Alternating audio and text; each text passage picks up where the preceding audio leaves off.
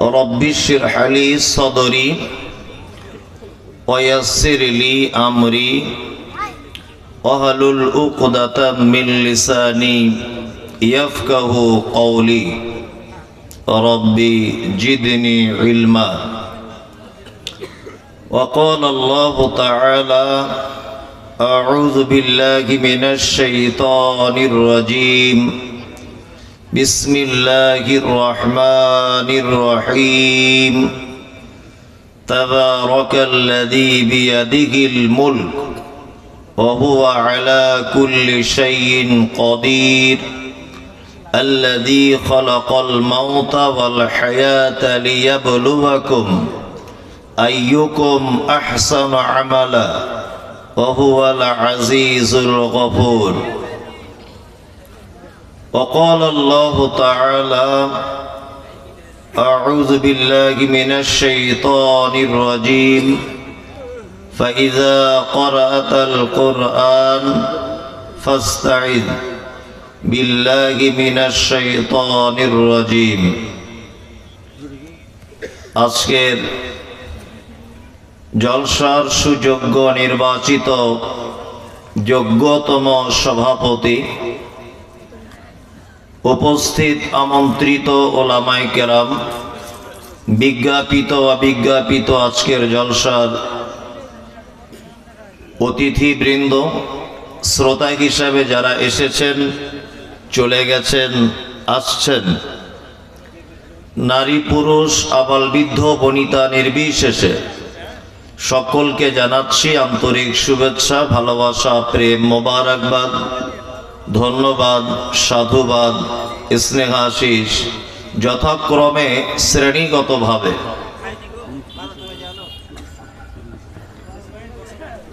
আলহামদুলিল্লাহ, এতক্ষণ পর্যন্ত আপনারা বিভিন্ন ওলামায়ে কেরামদের কাছ থেকে হাদিস এবং কোরআনের অনুকূলে অনেক জ্ঞানগর্ভ আলোচনা শুনেছেন। আমি আপনাদের কাছে এসেছি অনেক দূর থেকে, কিছু গুরুত্বপূর্ণ কথা আলোচনা করার চেষ্টা করব। ওমা তৌফিক ইল্লা বিল্লাহ আলাইহি তাওয়াক্কালতু ওয়া ইলাইহি উনীব। বক্তব্যের প্রারম্ভে পবিত্র আল কোরআনের একটি আয়াতের অনুবাদ আমি আপনাদেরকে করে শোনাই। আল্লাহ সুবহানাহু ওয়া তাআলা বলছেন, ইন্না আরাজনাল আমানাতা আলাস সামাওয়াতি ওয়াল আরদ ওয়াল জিবাল ফাআবাইনা আন ইয়াহমিলনাহা ওয়া আশফাকনা মিনহা ওয়া হামালাহাল ইনসান ইন্নাহু কানা যালুমান জাহুলা। আল্লাহ সুবহানাহু ওয়া তাআলা বলছেন, আমি সর্বপ্রথম এই কোরআনের দায়িত্ব বা এই কোরআন অবতীর্ণ করতে চাইলাম বা চেয়েছিলাম আসমানের কাছে, যে আসমান তুমি এর দায়িত্ব নাও। তারপর জমিনকে বললাম, জমিন তুমি কোরআনের দায়িত্ব নাও। তারপরে আমি পাহাড়কে বললাম, পাহাড় তুমি কোরআনের এই দায়িত্বগুলো নাও। ওয়া আশফাকনা মিনহা, কিন্তু তারা তিনজন ভয়ে ভীত হয়ে গেল যে আল্লাহ, আমরা এত বড় গুরু দায়িত্ব কি করে বহন করব। ওয়া হামালাহাল ইনসান, আল্লাহ তারপরে বলছেন যে তারা তিনজন যখন অস্বীকার করলো, তখন এটা আমি অবতীর্ণ করলাম মানুষের কাছে।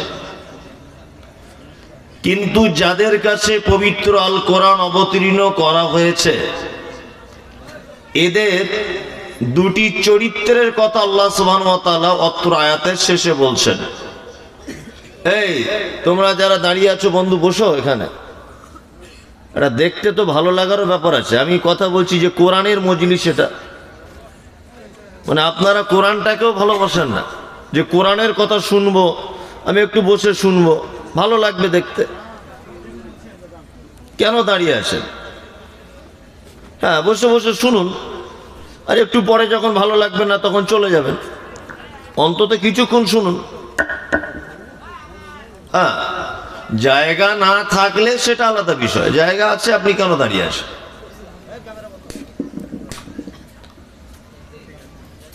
যে কথা বলছিলাম সেটা হচ্ছে এই যে আল্লাহ সুবহানাহু ওয়া তাআলা আসমান, জমি এবং পাহাড়ের কাছে যখন কোরআন অবতীর্ণ করতে চাইলেন, তখন এরা তিনজন ভয়ভীত হয়ে গেল। কোরআন অবতীর্ণ করা হলো কাদের কাছে? মানুষের কাছে। এই মানুষের কাছে কোরআন দেওয়ার পরে আল্লাহ সুবহানাহু ওয়া তাআলা মানুষের দুটি গুণের কথা সর্বশেষ অংশে তিনি বলছেন, জালুমান জাহুলা।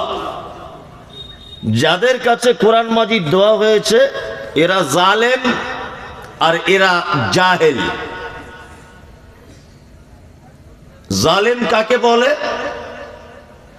যারা এইটাকে অধ্যয়ন করার চেষ্টা করে না, অর্থাৎ যারা কোরআন মাজিদ পড়ে না, জানার চেষ্টা করে না, এরা কি? জাহেল। জালেমকে, জালেম হচ্ছে ওই ব্যক্তি যে এটাকে জানে, বোঝে, সব কিছুই জানার পরেও এর বিষয়বস্তুগুলো মান্যতা দিতে পারে না, এ হচ্ছে জালেম, অত্যাচারী। পৃথিবীতে যত প্রাণী আছে, যত প্রাণী,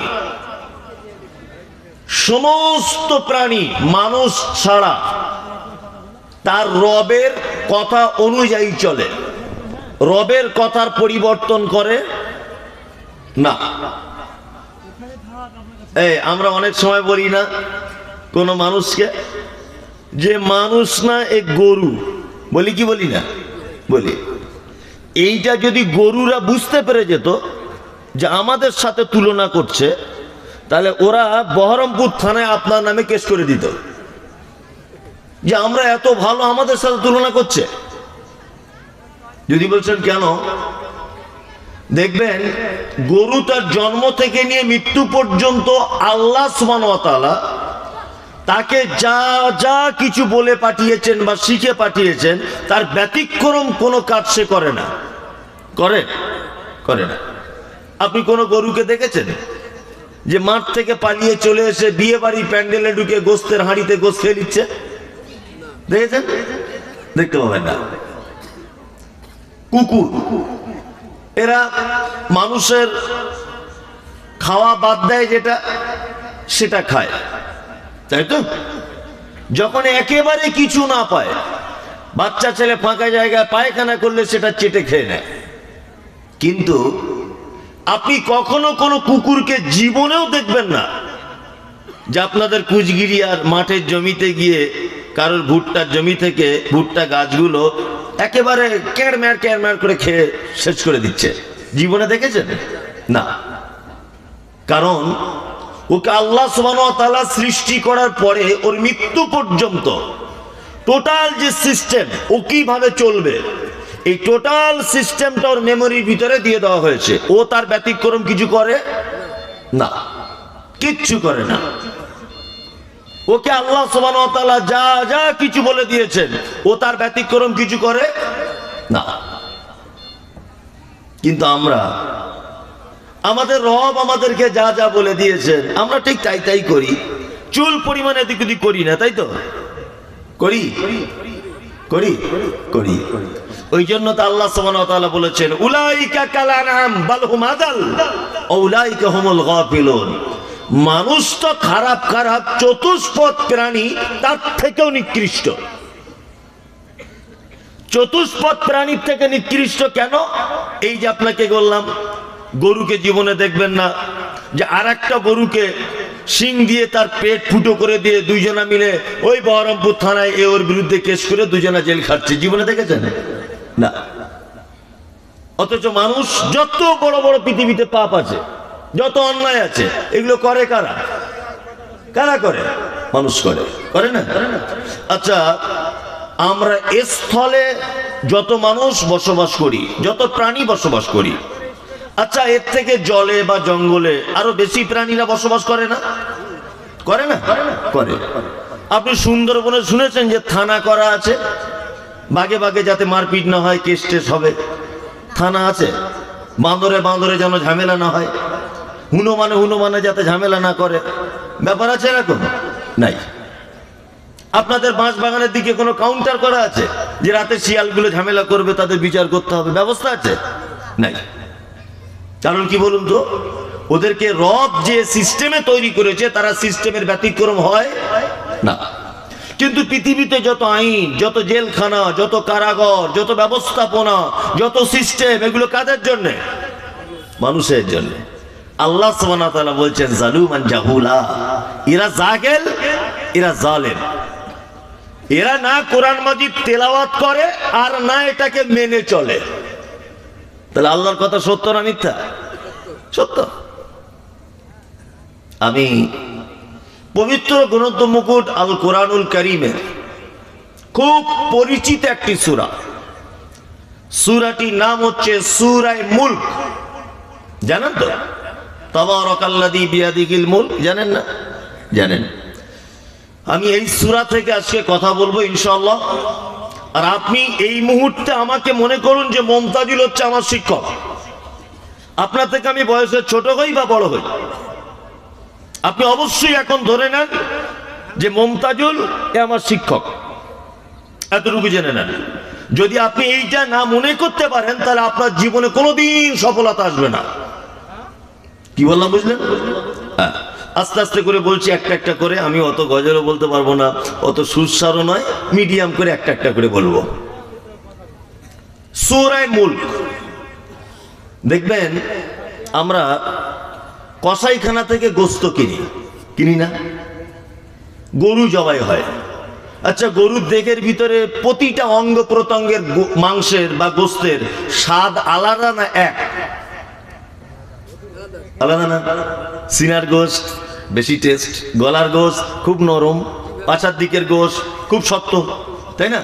আলাদা আলাদা স্বাদ হয় না? কলিজা খান আলাদা স্বাদ, জিভটা ভালো করে ভেজে খান আলাদা স্বাদ, সব অঙ্গ প্রত্যঙ্গের আলাদা আলাদা স্বাদ আছে না? আছে।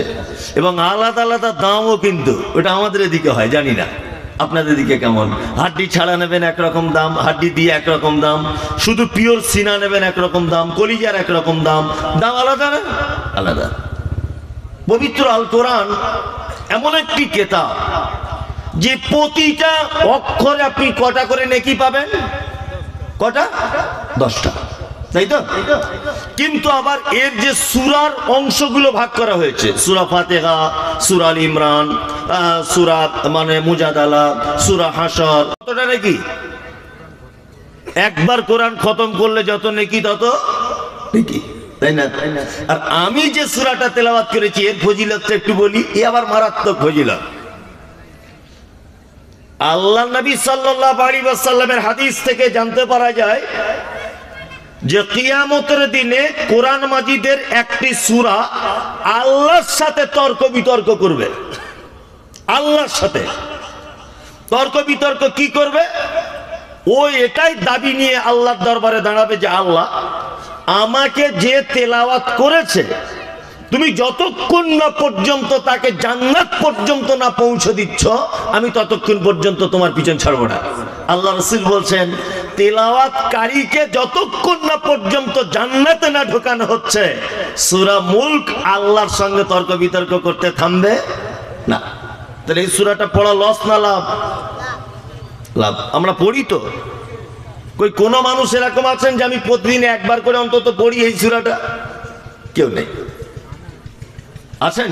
আলহামদুলিল্লাহ, একজন ভাই আছেন। এই সূরাটার প্রতি আমল করবেন, আপনার জীবনের শেষ ফয়সালা, তার নাম জান্নাত ইনশাআল্লাহ। যারা কোরআন মাজিদ পড়তে পারেন, আপনার স্ত্রীকে বলবেন, আপনার বেটিকে বলবেন যে মা, প্রতিদিন তুমি সূরা মুলকটা তেলাওয়াত করো, যে কোনো টাইমে, নির্দিষ্ট কোনো টাইম নেই। এর আরেকটা ফজিলত আছে কি? আমরা জানি যে কবর একটি এমন ঘর, এই ঘরে পৃথিবীর সমস্ত মানুষকে কোনো না কোনো একটা পদ্ধতির মাধ্যমে যেতে হবে। যেতে হবে কি হবে না? আল্লাহ রাসূল বলেছেন, তোমরা যদি কবর থেকে বাঁচতে যদি চাও, তোমরা যদি মনে করো কবর আযাবটা আমাদের জন্য একটু আসান করে দেওয়া হোক, তাহলে সে যেন কি তেলাওয়াত করে? সূরা মুলক। এই সূরাটির ভিতরে 30টি আয়াত আছে। কটি? 30টি আয়াত। আমি একটা একটা একটা একটা করে প্রথম থেকে শুরু করব যতদূর পৌঁছায়। এক, আমরা জানি পবিত্র আল কোরআন শুরু করার সময়তে কি বলে শুরু করতে হয়? আউযু বিল্লাহি মিনাশ শাইতানির রাজিম আর বিসমিল্লাহির রহমানির রহিম। এর একটা কায়দা জেনে নেন। বক্তা এনে বক্তব্য দিয়ে বিশাল একেবারে স্টেজ কাঁপিয়ে দিয়ে কোনো লাভ হবে না। কিছু শিখে যান, এতে আপনার কাজ হবে। কারণ আপনারা মাদ্রাসায় ভর্তি হওয়ার টাইম নেই, আছে? তাহলে বছরে এরকম 2 ঘন্টা বসে যদি একটু শেখা যায় মমতাজুলের মতো লোকের কাছে, তাহলে উপকার হবে না? হবে না? হবে। কোরআন মাজিদের কোন সূরা যখন প্রথম থেকে শুরু করবেন, তখন পড়তে হবে আউযু বিল্লাহ আর বিসমিল্লাহ দুটো একসাথে। আর কোন সূরা যখন মাঝখান থেকে যখন পড়বেন, তখন কি পড়তে হবে? শুধু আউযু বিল্লাহ। এটা একটা জিনিস জানা হয়ে গেল। হয়ে গেল না? জানা হয়ে গেল। মাঝখান থেকে যখন শুরু করবেন কোন সূরা, শুধু আউযু বিল্লাহ দিয়ে শুরু করবেন। আর যখন কোন সূরার প্রথম থেকে, তখন বিসমিল্লাহ আউযু বিল্লাহ দুটোই। তাই তো? এইবার আপনাদেরকে একটা কথা বলি, সেটা হচ্ছে এই, আচ্ছা, কোরআন তেলাওয়াত করা এটা একটা আমল কি আমল নয়? আমল। আল্লাহ পবিত্র কোরআনে কি বলছেন? ফাইজা ক্বরাতাল কোরআন ফাস্তাইয বিল্লাহ মিনাশ শাইতানির রাজিম। তোমাদের মধ্যে কোন মানুষ যখন কোরআন তেলাওয়াত করবে, সে যেন অবশ্যই আউযু বিল্লাহি মিনাশ শাইতানির রাজিম বা শয়তান থেকে পানা চেয়ে তবে যেন কোরআন মাজিদটা নিয়ে বসে, তার আগে যেন নয়। এবার আপনাদেরকে একটা মজার কথা বলি। এই বক্তব্য আজ পর্যন্ত কে রেখেছে এটা আমার জানা নেই, তবে আমি রাখছি, আপনি শুনুন। পৃথিবীতে যত আমল আছে, যত আমল, আচ্ছা দান যে করছেন, দান করাটা একটা আমল নয়? আমল তো, আমল, ভালো কাজ নয়? আচ্ছা, দান করার সময় কেউ বলে আউযু বিল্লাহি মিনাশ শাইতানির রাজিম, আমার নামে 20 টাকা, কেউ বলে? বলে না। 2, ফকির মিসকিনকে খেতে দেওয়া, এটা একটা ভালো কাজ। ভালো কাজ নয়? ভালো কাজ। আপনি কোন ফকিরকে ভিক্ষা দেওয়ার সময় বলেন আউযু বিল্লাহি মিনাশ শাইতানির রাজিম? বলেন? বলেন না। আপনি যখন ওযু করেন, তখন বলেন এরকম আউযু বিল্লাহি মিনাশ শাইতানির রাজিম? বলেন? বলেন না। কি বলতে হয়? শুধু বিসমিল্লাহ। বিসমিল্লাহির রহমানির রহিম নয়, শুধু বিসমিল্লাহ। কি বললাম? শুধু বিসমিল্লাহ। তাহলে ওখানে আউযু বিল্লাহ নেই, তাই তো? নামাজ যখন শুরু করেন, আমরা কি বলে শুরু করি? আল্লাহু আকবার। নামাজ শুরু হয়ে গেল, স্টার্ট। তাহলে প্রথমেই বিসমিল্লাহ দিয়ে নয়, আল্লাহু আকবার। আপনি হজ করতে যাবেন, তা বাড়ি থেকে যখন কেউ বার হয়, বাড়ি থেকে বার হওয়ার দোয়া আছে, ওইটা বলে বার হয়। কেউ বলে বার হয় আউযু বিল্লাহি মিনাশ শাইতানির রাজিম, আল্লাহ আমি হজ করতে যাচ্ছি, হজটা কবুল করে লিও। এরকম কোনো ব্যাপার আছে না? পৃথিবীতে যত আমল আছে, কোন আমলের ক্ষেত্রে শয়তান থেকে পরিত্রাণ চাওয়ার কথা আল্লাহ সুবহানাহু ওয়া তাআলা শিক্ষা দিচ্ছেন না। কিন্তু কোরআন মাজিদ তেলাওয়াতের আগে বলছে তোমরা আউযু বিল্লাহ ছাড়া কোরআন তেলাওয়াত করো না। এবার আপনাদের আর একটা মজার কথা বলি। আচ্ছা ভাই বলুন তো, কোন মানুষকে যখন শয়তানে ধরে, বা আমাদের গ্রাম বাংলার ভাষায় বলে ভূতে ধরেছে, আসলে ভূত বলে তো কিছু নেই, বা জিনে ধরেছে, বলে না? বলে। আচ্ছা, আমরা ভূতে ধরা, জিন ধরা, ওই আপনার বিভিন্ন যে পাড়া গ্রামে নাম আছে, এইসব ধরা ব্যক্তিকে কি করলে বলুন তো জিন ভূত পালায়? আমরা মা চাচিরা বলি ওর সামনে একটু কোরআন পড়, তাহলে জিন পালাবে। বলি কি বলি না? বলি। আচ্ছা, যখন মাঠে একা একা ঘুরছেন রাতের বেলা, খুব ভয় ভয় লাগছে, কেউ নেই, গাটা ছমছম ছমছম করছে, তখন কি মনে হয়? একটু আয়াতুল কুরসিটা পড়ি তো শয়তান পালাবে। হ্যাঁ, এটা মনে মনে হয় কি হয় না? হয়। তাহলে যেটা পড়লে শয়তান পালাবে, আবার আল্লাহ বলছে ওইটা পড়ার আগে আউযু বিল্লাহটা পড়ে শয়তানের কাছ থেকে পরিত্রাণ চেয়ে নিয়ে তবে পড়ো। তার মানে এতেই তো শয়তান রয়েছে। এরকম একটা ব্যাপার এসে যাচ্ছে না? ব্যাপার এসে যাচ্ছে। এবার আপনাদের এর তাৎপর্য যদি বলি, এখন মোটামুটি আউযু বিল্লাহর ব্যাখ্যা করলে এখন 1 ঘন্টা ধরে সময় লেগে যাবে। আপনি দেখুন একটা একটা করে বলি, শয়তান কেন আউযুবিল্লাহর প্রতি, আপনার কোরআনের প্রতি এত কেন টার্গেট? আদম আলাইহিস সালামকে আল্লাহ তাআলা তৈরি করলেন, আল্লাহ তাআলা তৈরি করার পরে জান্নাতের ভিতরে রাখলেন। বিস্তারিত ঘটনা আমি কেটে কুটে দিয়ে বলছি। জান্নাতের ভিতরে রাখার পরে আল্লাহ সুবহানাহু ওয়া তাআলা আদমকে আর হাওয়াকে জান্নাতে রাখার পরে বললেন, তোমরা দুজন যা পারবে করো, তবে ওই গাছটার ধারে বসে যাবে না, আর ওই গাছের ফল টল কিছু খাবে না। ভালো করে বুঝবেন, শয়তানও রয়েছে ওদের সাথে। শয়তান এখন কি করেছে, চালাকি করে এদিক ওদিক বুঝলে বাজলে ফল খাইয়ে দিয়েছে। আল্লাহ বলছে, চল ভাগ এখান থেকে, বেরো জান্নাত থেকে বেরো। দুইজনকে জান্নাত থেকে বার করে দেওয়া হলো, তাই তো? জান্নাত থেকে বার করে দেওয়ার পরে আদম একদিকে, হাওয়া একদিকে, দুজনে খুব দোয়া করছেন, রব্বানা যালামনা আনফুসানা ওয়া ইল্লাম তাগফির লানা ওয়া তারহামনা লানাকুনান্না মিনাল খাসিরিন। এই দোয়াটা আমরা সবাই জানি তো। এটা কার দোয়া জানেন তো? এটা জানা নেই, এটাও জেনে যান। রব্বানা যালামনা আনফুসানা ওয়া ইল্লাম তাগফির লানা, রব্বানা, হে আমাদের প্রভু, যালামনা আনফুসানা, নিজেদের প্রতি জুলুম করেছি, ওয়া ইল্লাম তাগফির লানা, আল্লাহ তুমি আমাদের দুজনকে ক্ষমা করে দাও, ওয়া তারহামনা, তুমি আমাদের উপর রহম করো, লানাকুনান্না মিনাল খাসিরিন, তুমি যদি রহম না করো, তুমি যদি দয়া না করো, তাহলে আমরা ক্ষতিগ্রস্তদের অন্তর্ভুক্ত হয়ে যাব। এই দোয়া করেছিলেন কে? আদম আর হাওয়া, তাই তো? কোন কারণে কোন রকম ভাবে তাদের দোয়া কবুল হয়ে গেল, তাই তো? এবার আল্লাহ তাআলা বলছেন, তোদের দুজনকে জান্নাতে, দুনিয়ায় পাঠাবো কিছু সময়ের জন্য। আদমকে আর হাওয়াকে আল্লাহ দুনিয়ায় পাঠাচ্ছেন কিছু সময়ের জন্য, সাথে রয়েছেন কে? শয়তান।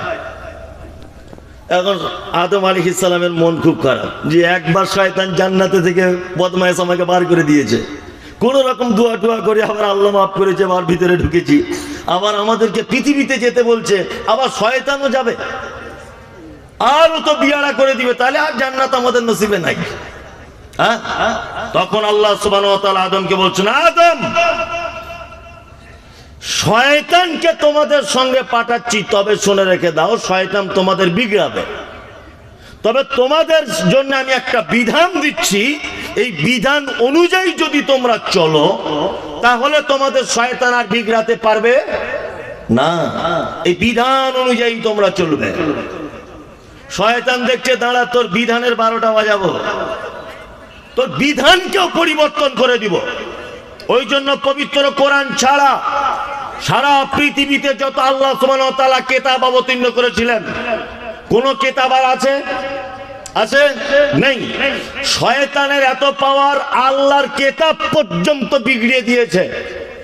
যদি বলছেন এই কেমন কথা বললেন, আপনাকে যুক্তি তর্ক নয়, একেবারে টাটকা সত্য কথা বলছি, আপনার বুঝতে সুবিধা হবে। ঈসা আলাইহিস সালামের কাছে যে কিতাব এসেছিল, কিতাবটির নাম কি? ইনজিল, তাই না? এই ইনজিল কিতাবটি ইয়ারমিক ভাষাতে অবতীর্ণ করা হয়েছিল, যার অনুবাদ করা হয়েছিল হিব্রু ভাষাতে। আজ সারা পৃথিবীর কোন জাদুঘরে, কোন জায়গাতে, কোন একটা উন্নত মানের প্রতিষ্ঠানে একটা ইয়ারমিক ভাষাতে ইনজিল আজও পর্যন্ত আপনি দেখাতে পারবেন না। বর্তমান খ্রিস্টান ভাইদের কাছে যে বাইবেলটা আছে, ওরা বলছে এটা ঈসার ইনজিল, এখন বাইবেলে পরিণত হয়েছে। এটা একেবারে ডাহা, 100% মিথ্যা কথা। বর্তমান যে বাইবেলটা দেখতে পাচ্ছেন, এই বাইবেলটা হচ্ছে বর্তমান খ্রিস্টান ধর্মের যাজকদের নিজস্ব মতামত এবং নিজেদের তৈরি করা। ঈসা আলাইহিস সালামের যে ইনজিল এসেছিল, ও ইনজিল আজও পর্যন্ত আর নাই। শয়তান দেখছে, তাহলে এইগুলোর পরিবর্তন করে লাভ নাই, ফালতু, এগুলো তো থাকবে না, তাহলে কোরআন মাজিদ পরিবর্তন করে দিতে হবে। শয়তান এখন লেগেছে কোরআন পরিবর্তন করব, তার বিধান পরিবর্তন করব, সুদ হারাম, এটাকে হালাল করে দেওয়ার ব্যবস্থা করব, কোন মানুষের মাধ্যমে করবে এটা। তখন আল্লাহ সুবহানাহু ওয়া তাআলা পবিত্র কোরআনে আয়াত অবতীর্ণ করলেন, ইন্না নাহনু নাযালনা যিকরা ওয়া ইন্না লাহু লাহাফিজুন। আল্লাহ সুবহানাহু ওয়া তাআলা নিজে বলছেন যে আমি এই কোরআনের রক্ষণাবেক্ষণের দায়িত্ব আমি নিজে নিলাম। কিয়ামত পর্যন্ত কেউ এই কোরআনের কোন বিধানের পরিবর্তন করতে পারবে না। এর দায়িত্ব স্বয়ং নিয়েছে কে? আল্লাহ। শয়তানকে তৈরি করেছে কে? আল্লাহ, তাই না? শয়তান এখন ভাবছে তাহলে ইয়ারমিক ভাষা পরিবর্তন করে না হয় বাইবেল করে দিতে পারলাম মানুষের মাধ্যমে, ইঞ্জিল পরিবর্তন করে দিতে পারলাম, সব পরিবর্তন করে দিতে পারলাম। এবার স্রষ্টা নিজে কোরআনের দায়িত্ব নিচ্ছে, এটা তো পরিবর্তন করা সম্ভব না। এইটা পরিবর্তন করা কখনোই সম্ভব নয়। এর বিধান পরিবর্তন করা কোশ্চিনকালও সম্ভব হবে না। শয়তান তখন দেখছে বিধান যখন পরিবর্তন করতে পারবো না, এই বিধান জানার জন্য তো পড়তে হবে। পড়তে হবে কি হবে না? যাতে বান্দা পড়তে না পারে, পড়া থেকে ওকে সরিয়ে আনতে হবে। কি বললাম বুঝলেন? ওই জন্য দেখবেন সেই শয়তানের চক্রান্তে পড়ে 95% মানুষ কোরআন পড়া থেকে দূরে আছে। আছে না নেই? আছে। ওই জন্য আল্লাহ সুবহানাহু ওয়া তাআলা বলছেন, ফাইজা ক্রাতাল কুরআন ফাস্তাইজ বিল্লাহ মিনাশ শাইতানির রাজিম। তোমরা যখন কোরআন পাঠ করবে, যখন তেলাওয়াত করবে, তার আগে অবশ্যই শয়তানের কাছ থেকে পরিত্রাণ চেয়ে নাও, তার কাছ থেকে পানাহ চেয়ে নাও আল্লাহর কাছে, যে আল্লাহ তুমি আমাকে শয়তান থেকে পরিত্রাণ দাও। কারণ শয়তান এখন লেগে আছে, সবথেকে বড় শত্রু শয়তান যারা কোরআন তেলাওয়াত করে তাদের কাছে সব থেকে বেশি বড় শয়তান লাগে, লাগে না? আপনাকে একটা দৃষ্টান্ত পেশ করছি। আলহামদুলিল্লাহ, আল্লাহ আমার মাধ্যমে দুটো প্রতিষ্ঠান চালায়। ভালো করে মোবাইলে আপনারা দেখেন, তার মধ্যে ইদারিন নতুন একটা প্রতিষ্ঠান তৈরি করা হয়েছে উত্তর 24 পরগনাতে। এটা মানে হিফজের বিভাগ। তা 150 জন বাচ্চা কোরআনের হাফেজের জন্য আমি রেডি করছি। আলহামদুলিল্লাহ, কেমন শয়তান লাগে আপনাকে বলছি। হারুন রশিদ বলে একটা ছেলে আমার মাদ্রাসার, মুর্শিদাবাদে তার বাড়ি।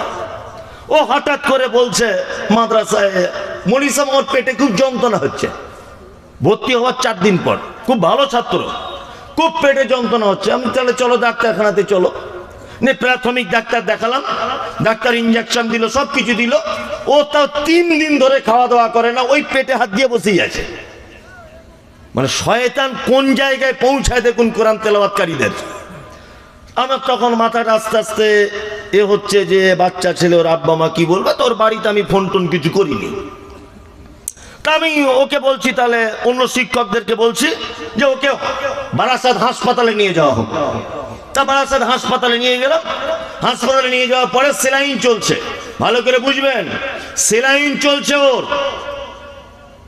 এখানে সুচ ফোটানো আছে, চ্যানেল করা হয়েছে। আর ভাগ্যর কি পরিহাস, মুর্শিদাবাদ বহরমপুরের একটা মেয়ে বারাসাত হসপিটালে ডিউটি করছে, মুসলিম মেয়ে। আলহামদুলিল্লাহ, আমি ওকে জিজ্ঞাসা করলাম তোমার নাম কি? বলছে আমার নাম অমুক। যাই হোক, কোথায় বাড়ি? অমুক জায়গায় বাড়ি। আমি তখন বললাম দেখো বাবু, এটা তোমাদের মুর্শিদাবাদেরই ছাত্র, একটু ভালো করে চিকিৎসাটা করো তো। তা ও খুব দরদ দিয়ে চিকিৎসা করছে।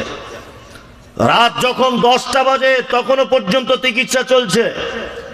কোনো মতেই ওর পেট থেকে হাত ছড়ায় না। মরে গেলাম, মরে গেলাম, মরে গেলাম, বাড়ি যাবো, বাড়ি যাবো, এই ওর কাজ। আমি তখন ওকে, মানে আমি একটু রাগী লোক আর কি, মানে হঠাৎ কিছু বললে মাথা গরম হয়ে যায়। তা আমি ওকে বলছি, এই তোর কি হয়েছে, সত্যি কথা বলতো। তো বলছে হুজুর আমার পেটে কেমন লাগছে। আমি ওই মেয়েটাকে বললাম এক কাজ করো, এক্ষুনি অপারেশন করো, পেট কাটো, কলিয়ে টলিয়ে যা আছে কেটে বার করো। ওই মেয়েটাকে আগে থেকে বললাম, ও মিথ্যা মিথ্যা অভিনয় করছে কি দেখো তো। ওই মেয়েটা সত্যি করে কাঁচি টাচি সব নিয়ে এসছে, মানে ও আর কি মিথ্যা মিথ্যা করে নিয়ে এসছে যে দেখি কি হয়। নিয়ে ও কাঁচি চাচি নিয়ে এবারে সব ঠিকঠাক করছে। এবার বলছে ড্রেসপত্র আনো, পড়াও, ও বুক কেটে দেখতে হবে ভিতরে কি হয়েছে। তখন বলছে হুজুর আমার মায়ের লেগে কেমন মনটা করছে, আমার কিছুই হয় নাই। আল্লাহর কসম দিয়ে বলছে ঘটনা সত্য, একেবারেই সত্য। আমার ড্রাইভার আছে, জিজ্ঞেস করুন। আমার মাদ্রাসায় একজন শিক্ষক আছে, খায়রুল কই, ও থাকলে জিজ্ঞেস করুন। হসপিটালে সিলাইন দিচ্ছে, সিলাইন দেওয়ার পরে ইনজেকশন করছে, চিকিৎসা। ওর বুক যখন কেটে দেখবে বলছে, তখন বলছে হুজুর আমার সব মিছে কথা, কিছুই হয় নাই। আমি আবার 4 চাকা গাড়ি করে তুলে ওকে মাদ্রাসায় নিয়ে চলে এলাম। নিয়ে সত্যি কথা আমি যেটা করলাম, কাঁচা কুঞ্চি দিয়ে চাট চাট করে 4-5টা বাড়ি দিলাম। তো শয়তান আজকে ছাড়িয়ে তবে ছাড়বো। আলহামদুলিল্লাহ, ছেলেটা এখন 2-4 পড়া হিফজ আলহামদুলিল্লাহ চলছে। মানে প্রথম পর্যায়ে এরকম অভিনয় করেছো। মানে আমি দেখলাম যে শয়তান তাহলে কোন জায়গা পর্যন্ত পৌঁছায়, ও হাসপাতাল পর্যন্ত পৌঁছে দিয়েছে। কোরআন পড়া থেকে ওকে দূরে রাখতে হবে। কি বললাম বুঝলেন না? নিজের জীবনে দেখা কথা। এখানে আলেম ওলামারা আছেন, 28 পারা কোরআন মুখস্থ করে ফেলেছে, 2 পারা বাকি। সেই ছেলে রাজমিস্ত্রি কাজে চলে গেছে। 25 পারা মুখস্থ করে ফেলেছে, 5টা পড়া বাকি। সেই ছেলে রাজমিস্ত্রি খাটতে চলে গেছে দিল্লিতে। তার মানে যতক্ষণ পর্যন্ত একটা মানুষ কোরআন তেলাওয়াত করে, শয়তান ততক্ষণ পর্যন্ত পিছনে লেগে থাকে। আর আমরা শয়তানের ইত্তেবা করেই যাচ্ছি, কোরআন তেলাওয়াত করি না। করি? ফজরের নামাজ পড়ে মসজিদে ওর বউ কি করে, ওর বেটি কি করে, ও কি করে 2 তলা বাড়ি করলো, এইসব নিয়ে আলোচনা হয়। কোনোদিন 2 পাতা কোরআন মাজিদ পড়ার টাইম হয় না। আর যদিও বা কোরআন মাজিদ পড়তে নাই বা পারে, তাই ইমাম সাহেবকে কোনোদিন বলেও না যে আমাকে একটু অন্তত আলিফ বা অক্ষরটা শিখিয়ে দেন, কোনোদিন বলে না। ওর নাকি লজ্জা লাগে, খুব নাকি বড় লজ্জাশীল, বয়স হয়ে গেছে, লজ্জা লাগে। এগুলো বাস্তব বলছি না অবাস্তব? কোরআন পড়া থেকে শয়তান সব থেকে বেশি দুশ্মনী করে। ওই জন্য আল্লাহ সুবহানাহু ওয়া তাআলা বলছেন, তোমরা কোরআন পড়ার আগে কি করো? আউযু বিল্লাহি মিনাশ শাইতানির রাজিম, শয়তান থেকে পরিত্রাণ চাও। তারপরে আল্লাহ তাআলা বিসমিল্লাহির রহমানির রহিম, শুরু করছি ওই আল্লাহর নামে যিনি পরম দয়ালু অসীম করুণাময়। তাই তো? এইবারে আল্লাহ সূরাটার ভিতরে কি বলছে একটা একটা করে শুনুন। 1, তাবারাকাল্লাযী বিয়াদিহিল মুলক ওয়া হুয়া আলা কুল্লি শাইইন কাদির। আল্লাহ বলছেন বরকতপূর্ণ ওই আল্লাহ যার হাতে আছে সারা পৃথিবীর বাদশাহী রাজত্ব। সারা পৃথিবীর রাজত্ব কার হাতে? কার হাতে? আল্লাহর হাতে। এইখানে একটা কথা বলে দিই, আচ্ছা আরবিতে ইয়াদুন মানে কি কেউ বলতে পারবেন? হাত। ঠিক, ইয়াদুন মানে হাত। আল্লাহ তাআলা বলছেন তাবারাকাল্লাযী, বরকতপূর্ণ ওই আল্লাহ, বিয়াদিহিল মুলক, যার হাতে আছে সারা পৃথিবীর রাজত্ব। তার মানে আল্লাহর হাত আছে, আল্লাহ নিজে উল্লেখ করছেন। কিন্তু এক শ্রেণীর কানা মুফতি সাহেবরা, চোখ থাকতেও অন্ধ, তারা বলছে আল্লাহর কোনো আকার আকৃতি নেই। বলছে না? বলছেন। আমরা এক কথা বলছি আল্লাহর আকার আকৃতি আছে। যেমন আল্লাহ তাআলা বলছেন ইয়াওমা নাকুলু লিজাহান্নাম হালিম তালাত ওয়া তাকুলু হাল মিন মাজিদ। জাহান্নামীদেরকে, যে জাহান্নামকে জিজ্ঞাসা করা হবে, তোমার কি পেট ভরেছে? জাহান্নাম বলবে না, পেট ভরেনি। আল্লাহ তখন বলবে আমার পা জাহান্নামে তোমার কাছে রাখছি। তখন জাহান্নাম বলবেন কত, যথেষ্ট হয়ে গেছে, আর প্রয়োজন নাই। তার মানে আল্লাহ বলছে পাটা রাখি, তার মানে তার পাও আছে। ইন্নাল্লাহা সামিউম বাসীর, নিশ্চয় আল্লাহ দেখতেও পান, শুনতেও পান। তাহলে যে শুনবে তার কান আছে, আর যে দেখবে তার চোখ আছে। তবে কার মতো কান, কার মতো চুল, কার মতো নাক, কার মতো পা, এইটা আমাদের জানার কি বাইরে। কি বললাম বুঝলেন না? আমাদের জানার বাইরে। আল্লাহু আ'লাম বিমুরাদি, আল্লাহ ভালো জানেন। আল্লাহর হাত কেমন? আল্লাহর মতো। আল্লাহর চোখ কেমন? আল্লাহর মতো। তাই না? আর একটা কথা বলি, কোন জিনিসকে যদি আপনি তুলনা করতে যান, তাহলে তার সমকক্ষ আর একটা জিনিস লাগে। আমার আগে যিনি বক্তব্য দিচ্ছিলেন, একজনা বলছেন যে এই যে বক্তারা বক্তব্য দিচ্ছে না, এই বক্তারার গলার কণ্ঠস্বর দেলোয়ার হোসেন সাইদির মতো। তার মানে সাইদিরও কণ্ঠস্বর ছিল, ওই জন্য তো আপনি তুলনা করছেন। মুমতাজুল ইসলাম বক্তব্য দেয়, ওর গলার কণ্ঠস্বরটা ওই অমুক সাহেবের মতো, তার মানে অমুক সাহেবের কণ্ঠস্বর ছিল। কি বললাম বুঝলেন না? মানে কি, ওর 18 এর 20, এরকম একটা ব্যাপার তো। কিন্তু এখানে একটা চমৎকার বিষয়, আমি আপনি কেউ আল্লাহকে দেখেছি? দেখিনি তো। তাহলে দেখিনি যখন, তাহলে আর তুলনা করা যাবে না। আল্লাহ তাআলা বলছেন আল্লাযীনা ইউমিনুনা বিল গায়বি, যারা আল্লাহর প্রতি বিশ্বাস করে আল্লাহকে না দেখে। আল্লাহকে না দেখেই বিশ্বাস করা লাগবে। একটা কথা মাথায় রাখবেন, মাঝে সাঝে অনেক গল্প ছলে গল্প বলতে হয়, কারণ পাড়া গ্রামের মানুষ শুধু যদি এখন হাদিস আর কোরআন বলি মানুষের বুঝে অসুবিধা হবে। ওই জন্য আপনাদের বোঝানোর জন্য কিছু সহজ ভাবে কিছু কথা উপমা দিয়ে বোঝাতে হয়। আমি একদিন কোন এক জায়গাতে যাত্রী হিসাবে এক জায়গায় বসে আছি, তো একজন আমার পাশে এসে বলছে, আপনি কি হুজুর? হ্যাঁ আমি হুজুর। তা কিছু বলছো? তো বলছেন আমি কিছু বলছি না, তোমরা মুসলমান তো? যে আমরা মুসলমান। তুমি কে? বলছে আমি হিন্দু। বাহ, খুব ভালো।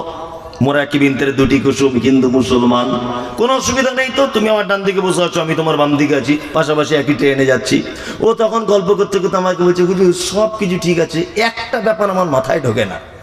কি মাথায় ঢোকে না তোমার? বলছে আমরা দুর্গার পূজা করি, দুর্গার সামনে দাঁড়িয়ে তাকে দেখে তার কাছে মাথা নত করি, কালীর পূজা করি, তার সামনে দেখে তার সামনে মাথা নত করি। মুসলমানরা কত বড় বোকা, আল্লাহকে দেখতে পায় না, ফাঁকা মসজিদে গিয়ে শুধু গড়াগড়ি দিচ্ছে, টুকটাক করে সেজদা মারছে। এটা কেমন না? বাহ, তুমি তো বেশ ভালোই বোঝো। মনে মনে ভাবছি তুমিও জানো না কার পাল্লায় পড়েছ। তোমার আজকে আন্ডার প্যান্ট খুলে ছাড়বো আমি, আমার নাম মমতাজ। তা বলো তোমার অবজেকশন কোথায়? বলছে এই জায়গাটা আমার খুব অসুবিধা হচ্ছে যে ওরা না দেখে কেন আল্লাহ এ করে। আলাম তাই? বলছে হ্যাঁ। শোনো, দেখবে তোমাদের খুব বড় বড় মণ্ডপ হয়, তৈরি হয় না? হয়। তখন তোমাদের কোন জায়গায় কত বড় মণ্ডপ, কত বড় ঠাকুর উঠেছে, ওইটা তোমরা দেখতে পাবে পেপার পত্র পত্রিকায় ছাপা হয়। ছাপা হয় না? কলকাতার অমুক মণ্ডপে এত বড় মা, কলকাতার অমুক জায়গাতে এত বড় আমাদের দেবী, পেপারে ছবি টবি ছাড়ে না? ছাড়ে।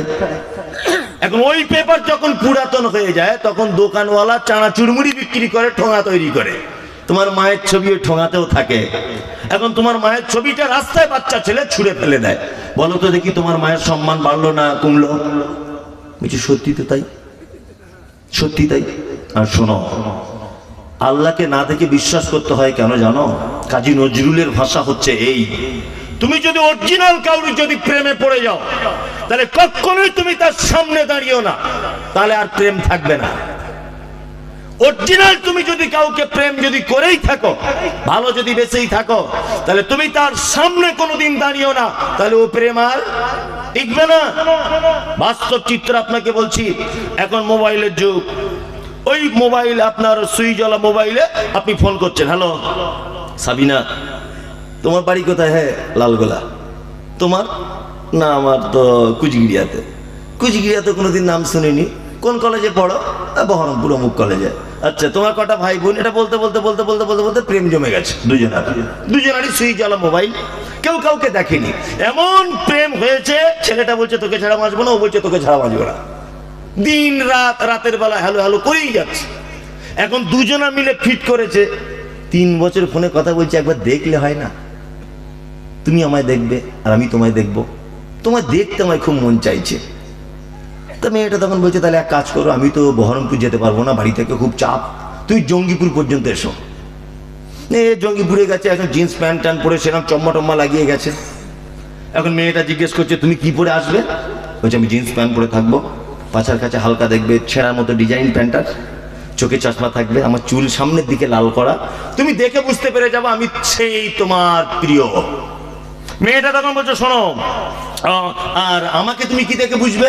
তুমি একটা লাল ফিতে পরে থাকবে, সালোয়ার কামিজ থাকবে, তোমার ডান হাতে ওই ফোনটা থাকবে যেটা আমি আর তুমি প্রথম প্রেম শুরু করেছি, সব ঠিক আছে। দুজনা জঙ্গিপুরে দেখা। এখন ছেলেটা তো খুব চালাক, ছেলেটা মনে মনে ভাবছে যে আগে দূর থেকে দেখবো তারপরে ওর কাছে যাব। নিয়ে ও ফোন করছে, বলছে কোথায় তুমি? বলছে ব্রিজের ডান দিকে, একটু মাথাটা হ্যাট করে দেখো এইদিকে। নিয়ে এরকম করতে করতে ছেলেটা দেখছে 3 বছর যার সঙ্গে প্রেম করেছে ফোনে, তোমায় ছাড়া বাঁচবো না, তুমি আমার সোনা, তুমি আমার জান, দেখছে আলকাতরার মতো কালার। আচ্ছা বলুন তো, এই ব্রিজের পাশে যদি দেখে আলকাতরার মতো কালার আর দাঁতগুলো খুব বড় উঁচু উঁচু, বলুন তো ও আর ফোন করবে না ফোন ওখানে ভেঙে দিয়ে বাড়ি আসবে? কোনটা? ফোন ভেঙে দিয়ে বাড়ি আসবে। 3 বছর রিচার্জ করাটাই শেষ। বলবে কি বলবে না? তাহলে এতদিন না দেখে আই লাভ ইউ সোনা হাবি জাবি সব ছিল, যেই দেখে নিয়েছে তখন তার বিবেক সাড়া দিয়েছে, দাঁতটা উঁচু, কালো কুচকুচে, বেঠে দেখতে খারাপ, মনে হলো কি হলো না?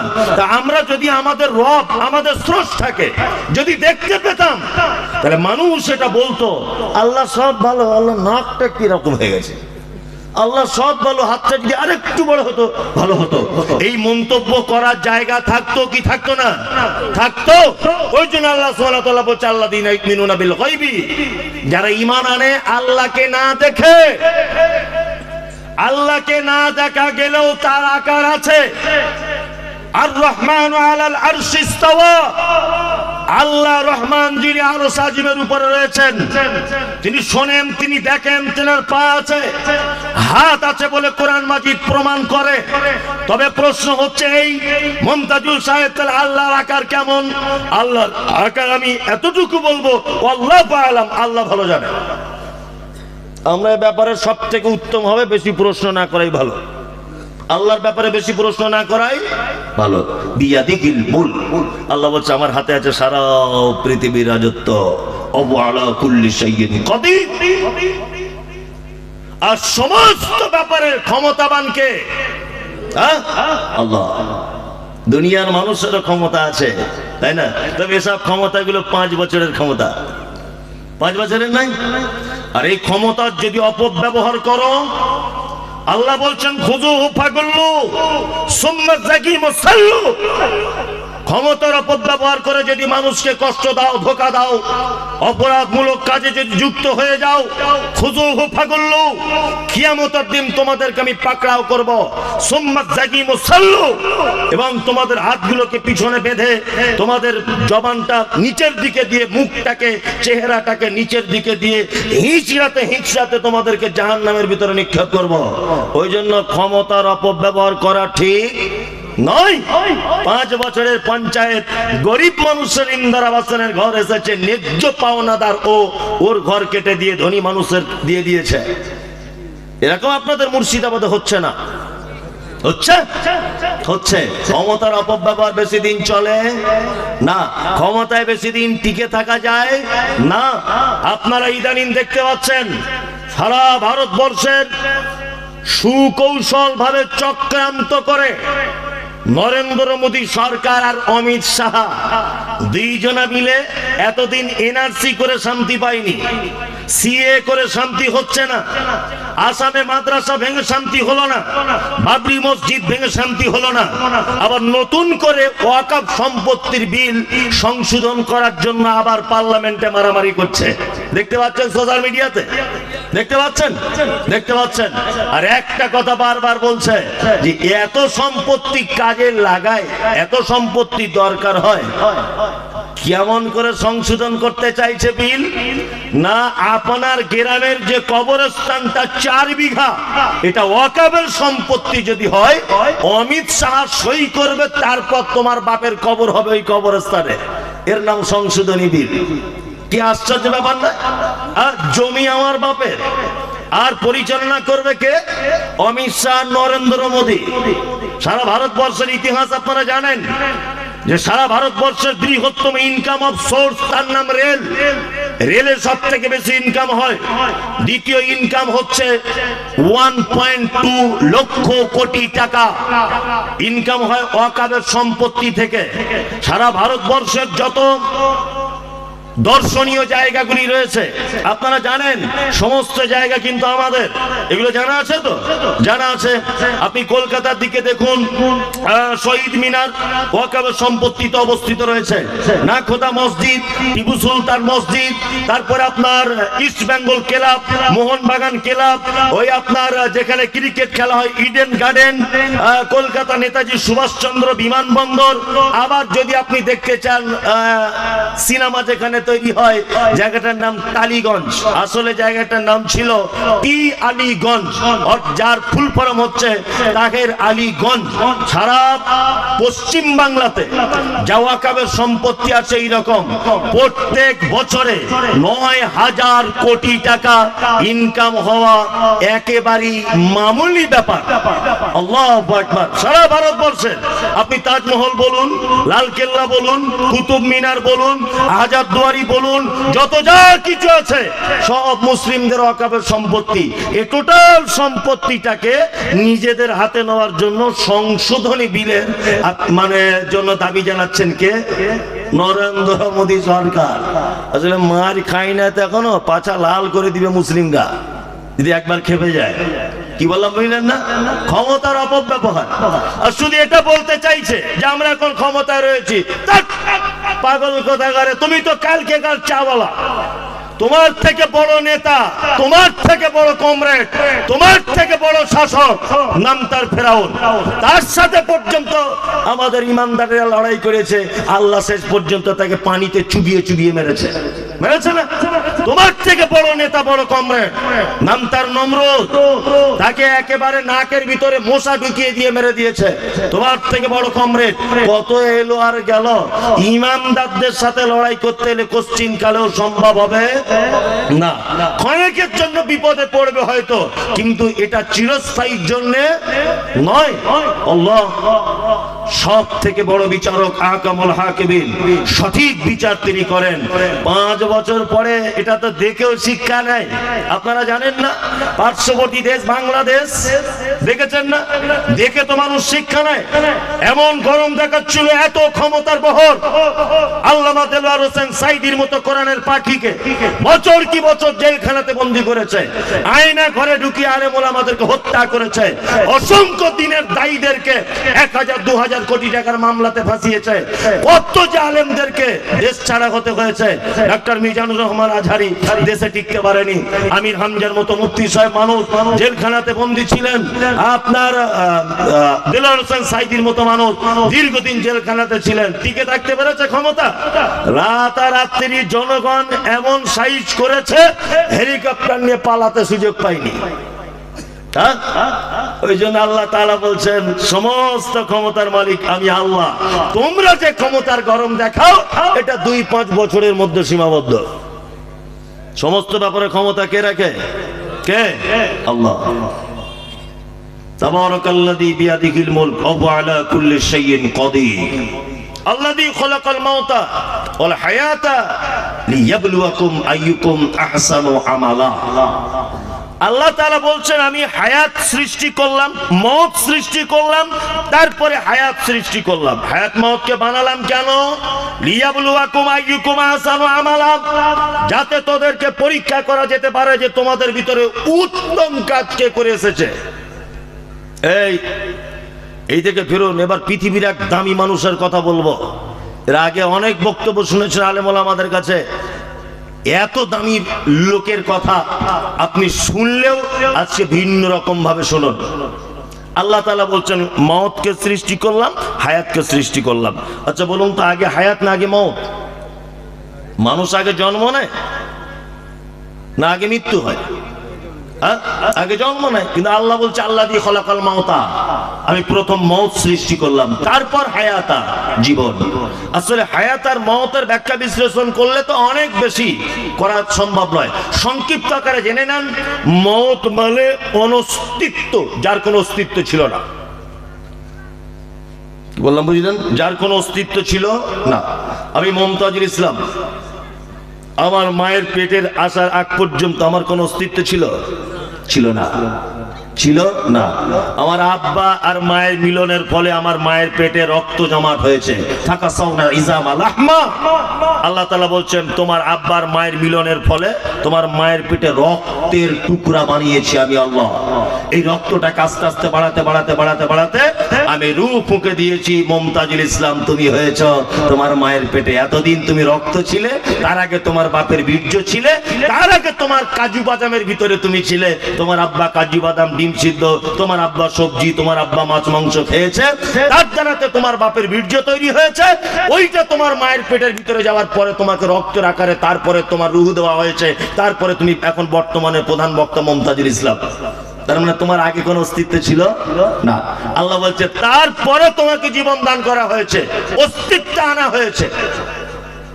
লিয়াবলুয়াকুম আইয়ুকুম আহসানু আমালা। পৃথিবীতে হায়াত এবং মওতকে তৈরি করা হয়েছে এই কারণে যাতে তোমাদেরকে পরীক্ষা করা হয় তোমাদের ভিতরে উত্তম আমল কে করেছে, কালকে আমি এখানে এসেছিলাম ডাঙ্গাপাড়ায়, কেউ ছিলেন এখানে? কারা ছিলেন হাত তুলুন।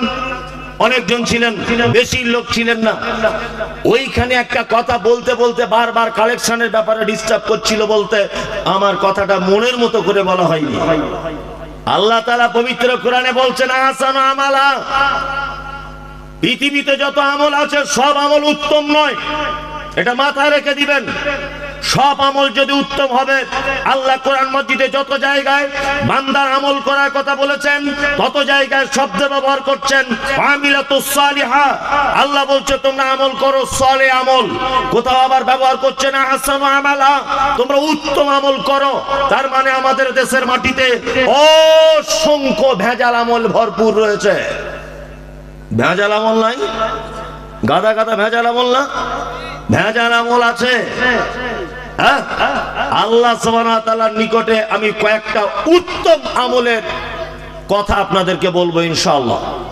উত্তম আমল আল্লাহ পবিত্র কোরআনের ভিতরে বলছেন আনআমাল্লাহু আলাইহিম মিনান নাবিয়্যিনা ওয়াস-সিদ্দীকিনা ওয়াস-শুহাদাই ওয়াস-সালিহিন। পৃথিবীতে যত মানুষ রয়েছে চার শ্রেণীর মানুষকে আমি উত্তম পুরস্কারে পুরস্কারিত করেছি। কয় শ্রেণীর মানুষকে? চার। এক, নবীগণ, যাদের সঙ্গে আমাদের কোনো তুলনা হয় না। দুই, সাহাবীগণ, কোনো তুলনা হয় না। তিন, শহীদগণ, যারা আল্লাহ রাস্তায় শহীদ হয়েছে। চার, সালেহীন, সৎকর্মশীলগণ। সৎকর্মশীলগণ যারা সৎকর্ম করে আল্লাহ তাআলা বলছে তাদেরকে প্রাইজ দিয়েছি। এবার আমাদের সৎকর্ম করার আগে কোথায় যেতে হবে? সাহাবীদের কাছে যেতে হবে, নবীদের কাছে যেতে হবে। ওনারা কি সৎকর্ম করে জান্নাতের সার্টিফিকেট পেয়েছিলেন? জান্নাতের সার্টিফিকেট পেয়েছিলেন কতজন? 10 জন। তার ভিতরে কে ছিলেন? হযরত আবু বকর, হযরত ওমর, হযরত উসমান, হযরত আলী, আব্দুর রহমান ইবনে আউফ। এইভাবে 10 জন সাহাবী জান্নাতের সার্টিফিকেট প্রাপ্ত, তাই না? ওনাদের জান্নাতের সার্টিফিকেট পেলেন কেন? উত্তম কাজ ছিল জীবনে। ছিল না? ছিল না? একটা উত্তম লোকের কথা বলি। আচ্ছা, হযরত উসমানের নাম শুনেছেন? খুব দামি লোক ছিলেন না আপনার আমার মতো লোক? সাংঘাতিক ব্যাপার। উসমান কত দামি ছিল একটা ছোট্ট হাদিস বলি, দেখুন আপনার ভালো লাগবে, শিক্ষাও আছে। আম্মা জান আয়েশা সিদ্দিকা রাদিয়াল্লাহু তাআলা আনহা, সহিহ মুসলিম 2442 নম্বর হাদিস বর্ণনা করছেন কে? আম্মা জান আয়েশা সিদ্দিকা রাদিয়াল্লাহু তাআলা আনহা। উসমান গনি তার নাম। আল্লাহ রাসূল সাল্লাল্লাহু আলাইহি ওয়াসাল্লাম বলেছেন মানুষের ভিতরে সবথেকে নরম হৃদয়ের মানুষ, তার নাম আবু বকর।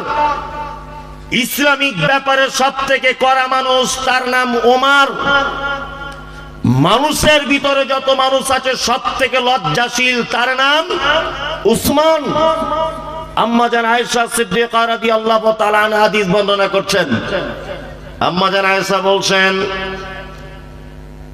আমি একদা বাড়িতে আছি আর আল্লাহর নবী তিনি বাড়িতে বসে আছেন বা শুয়ে আছেন। আল্লাহ রসুলের পায়ের দিকে তাকিয়ে দেখলাম যে আল্লাহ রসুলের পায়ের লুঙ্গিটা বা পায়জামাটা এরকম ভাবে উঠে আছে। দরজা আওয়াজ করলেন, কে? আল্লাহ রসুল বলছেন কে? বাইরে থেকে আওয়াজ এলো, আমি আবু বকর। আমি আবু বকর। আল্লাহ রসুল বলছেন এসো এসো এসো, ভিতরে এসো। ঢোকার পারমিশন দেওয়া হলো। আবু বকর মানে কে? আম্মা জান আয়েশার আব্বা। আম্মা জান আয়েশার আব্বা শ্বশুর বাড়িতে আসছে। আম্মা জান আয়েশা বলছেন আল্লাহ রসুলের লুঙ্গিটা যেমনই এরকম করা ছিল এইরকম ভাবে আছেন, তো এইরকমই আছেন। শ্বশুরকে দেখে একটু লজ্জাও করলেন না আল্লাহ রসুল। তারপর এলেন, কে? ওমর। ওমর। আল্লাহ রসুল বলছেন এসো। ওমর কে? ওমরও শ্বশুর। ওমর কে? শ্বশুর, হাফসার আব্বা, তাই তো? ওইভাবেই আছেন। দুজনাই চলে গেল। এইবার দরজায় কে? উসমান। উসমানের নাম শুনে আল্লাহ রসুল একদম উঠে তাড়াতাড়ি লুঙ্গি টুঙ্গি ঠিকঠাক করে জামা কাপড় ঠিক করে দাঁড়িয়ে পড়লেন। হযরত উসমান প্রয়োজন মিটিয়ে চলে গেলেন। আম্মা জান আয়েশা এবারে জিজ্ঞেস করছেন আল্লাহ রসুল একটা কথা বলি, আবু বকর আপনার শ্বশুর, ওমর আপনার শ্বশুর, আপনি ওমর আর আবু বক্করকে দেখে লজ্জা পেলেন না?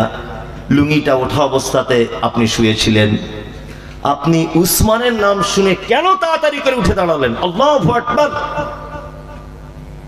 বিশ্বনবী বললেন, আয়েশা, তুমি এমন এক মানুষের ব্যাপারে আমাকে প্রশ্ন করছো, তুমি কি জানো? হযরত উসমান যখন রাস্তা দিয়ে যায়,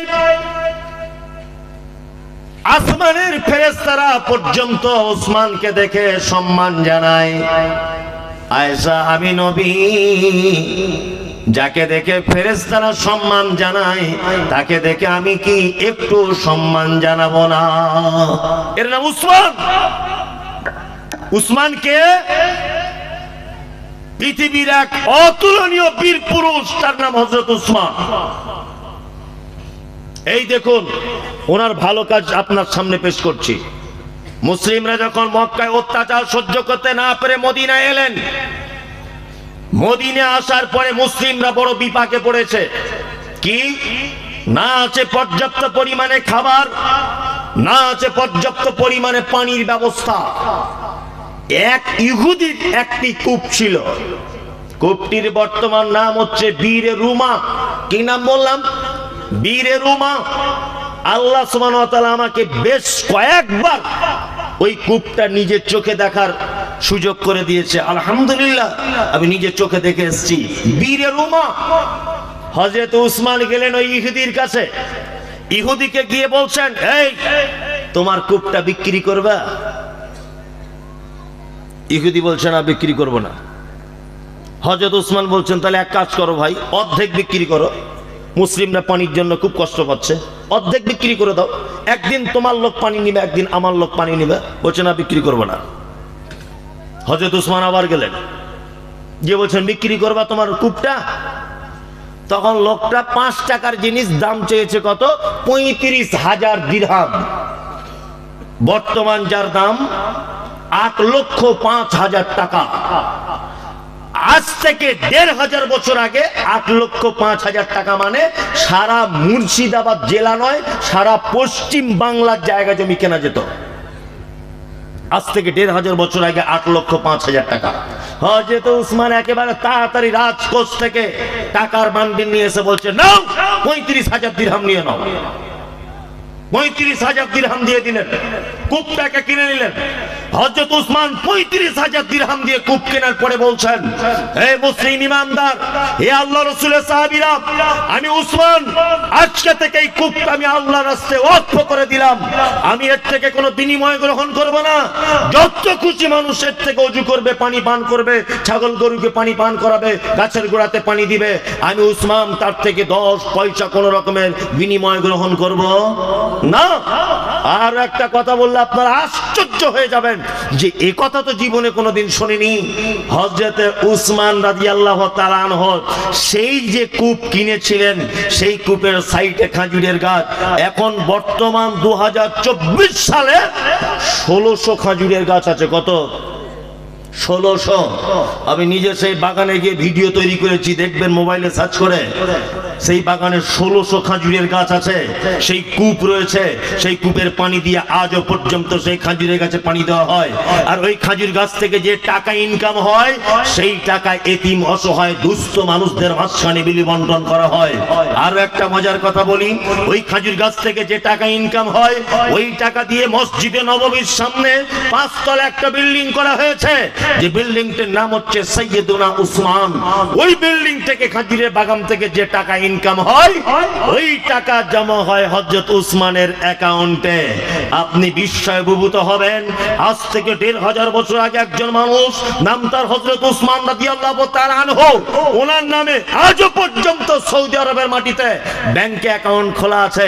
আপনারা জানেন পশ্চিম বাংলার অনেক মাদ্রাসায় এতিমদের জন্য টাকা আসে সৌদি আরব থেকে, দেখবেন খোঁজ নিয়ে, এতিমদের জন্য টাকা আসে।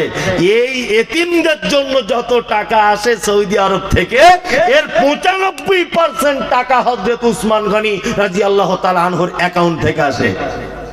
সুবহানাল্লাহ। এই 4টি খানি দামি লোক, যা তা লোক, দানের বগর দেখবেন। ভালো কাজ তো অনেক দেখেছেন জীবনে। চলুন হযরত আবু বকর সিদ্দিক রাদিয়াল্লাহু তাআলা আনহু ভালো কাজ দেখেছেন। আল্লাহ রাসূল সাল্লাল্লাহু আলাইহি ওয়াসাল্লাম তাবুকের ডাক দিলেন, যুদ্ধের জন্য মালের প্রয়োজন। হযরত ওমর এলেন, ওমর এসে বলছেন, আল্লাহ রাসূল আমার মালের অর্ধেক নিয়ে এসেছি, অর্ধেক রেখে দিয়ে এসেছি। হযরত আবু বকরকে জিজ্ঞাসা করা হচ্ছে, আবু বকর বলছেন, আল্লাহ রাসূল এই তাবুকের যুদ্ধের জন্য যত মাল আমি আপনাকে আর আল্লাহকে বাড়িতে রেখে দিয়ে সমস্ত কিছু নিয়ে চলে এসেছি, সমস্ত কিছু। আল্লাহ রাসূল উসমানের অপেক্ষা করছেন, দেখি উসমান কি বলে, উসমান কি বলে দেখি। হযরত উসমান এসে বলছেন, আল্লাহ রাসূল তাবুকের যুদ্ধ কতদিন চলবে? আল্লাহ আমাকে একবার সুযোগ দাও, আল্লাহ তুমি আমাকে একবার সুযোগ দাও, পৃথিবীতে গিয়ে আমি কিছু দান সাদকা করে আসি। আমি দান সাদকা যদি করে আসি তাহলে আমি মনে হয় তোমার এই কষ্ট থেকে বেঁচে যাব। মৃত্যু মানুষ কি বলে, আল্লাহ আমাকে একটু দান করার সুযোগ দাও। ভুল যদি হয় কি করবেন? দান করবেন। এই দেখুন আপনাদেরকে একটা কথা বলি, ঘটনা শুনেছেন না? একজন পতিতালয়ের নারী, একজন দেহ ব্যবসায়িক নারী, এই নারীটা রাস্তা দিয়ে যাচ্ছিল। দান কেমন জিনিস দেখুন, রাস্তা দিয়ে যাচ্ছিল, যেতে যেতে দেখছে রাস্তার ধারে একটা কূপ, সেই কূপের সাইডে একটা কুকুর পিপাসায় কাতর হয়ে যাচ্ছে, তার জিহ্বাটা বার করে কাদা মাটিতে চাটছে। ওই বেশ্যা মহিলাটার মনে দয়া হলো যে কুকুর হলেও তার তো একটা প্রাণ আছে, কুকুরটা কষ্ট পাচ্ছে। ও তখন নিজের ওড়নাটা নিজের মোজার সঙ্গে বেঁধেছে, মোজাটা খুলে ওড়নাটা বেঁধে খিমার বলা হচ্ছে। খিমার বলতে ওড়নাকেও বোঝায় বা শাড়ির আঁচলকেও বোঝায়। তা ওড়নাতে এইভাবে মোজাটা বেঁধে কুয়ার ভিতরে মোজাটা ফেলেছে।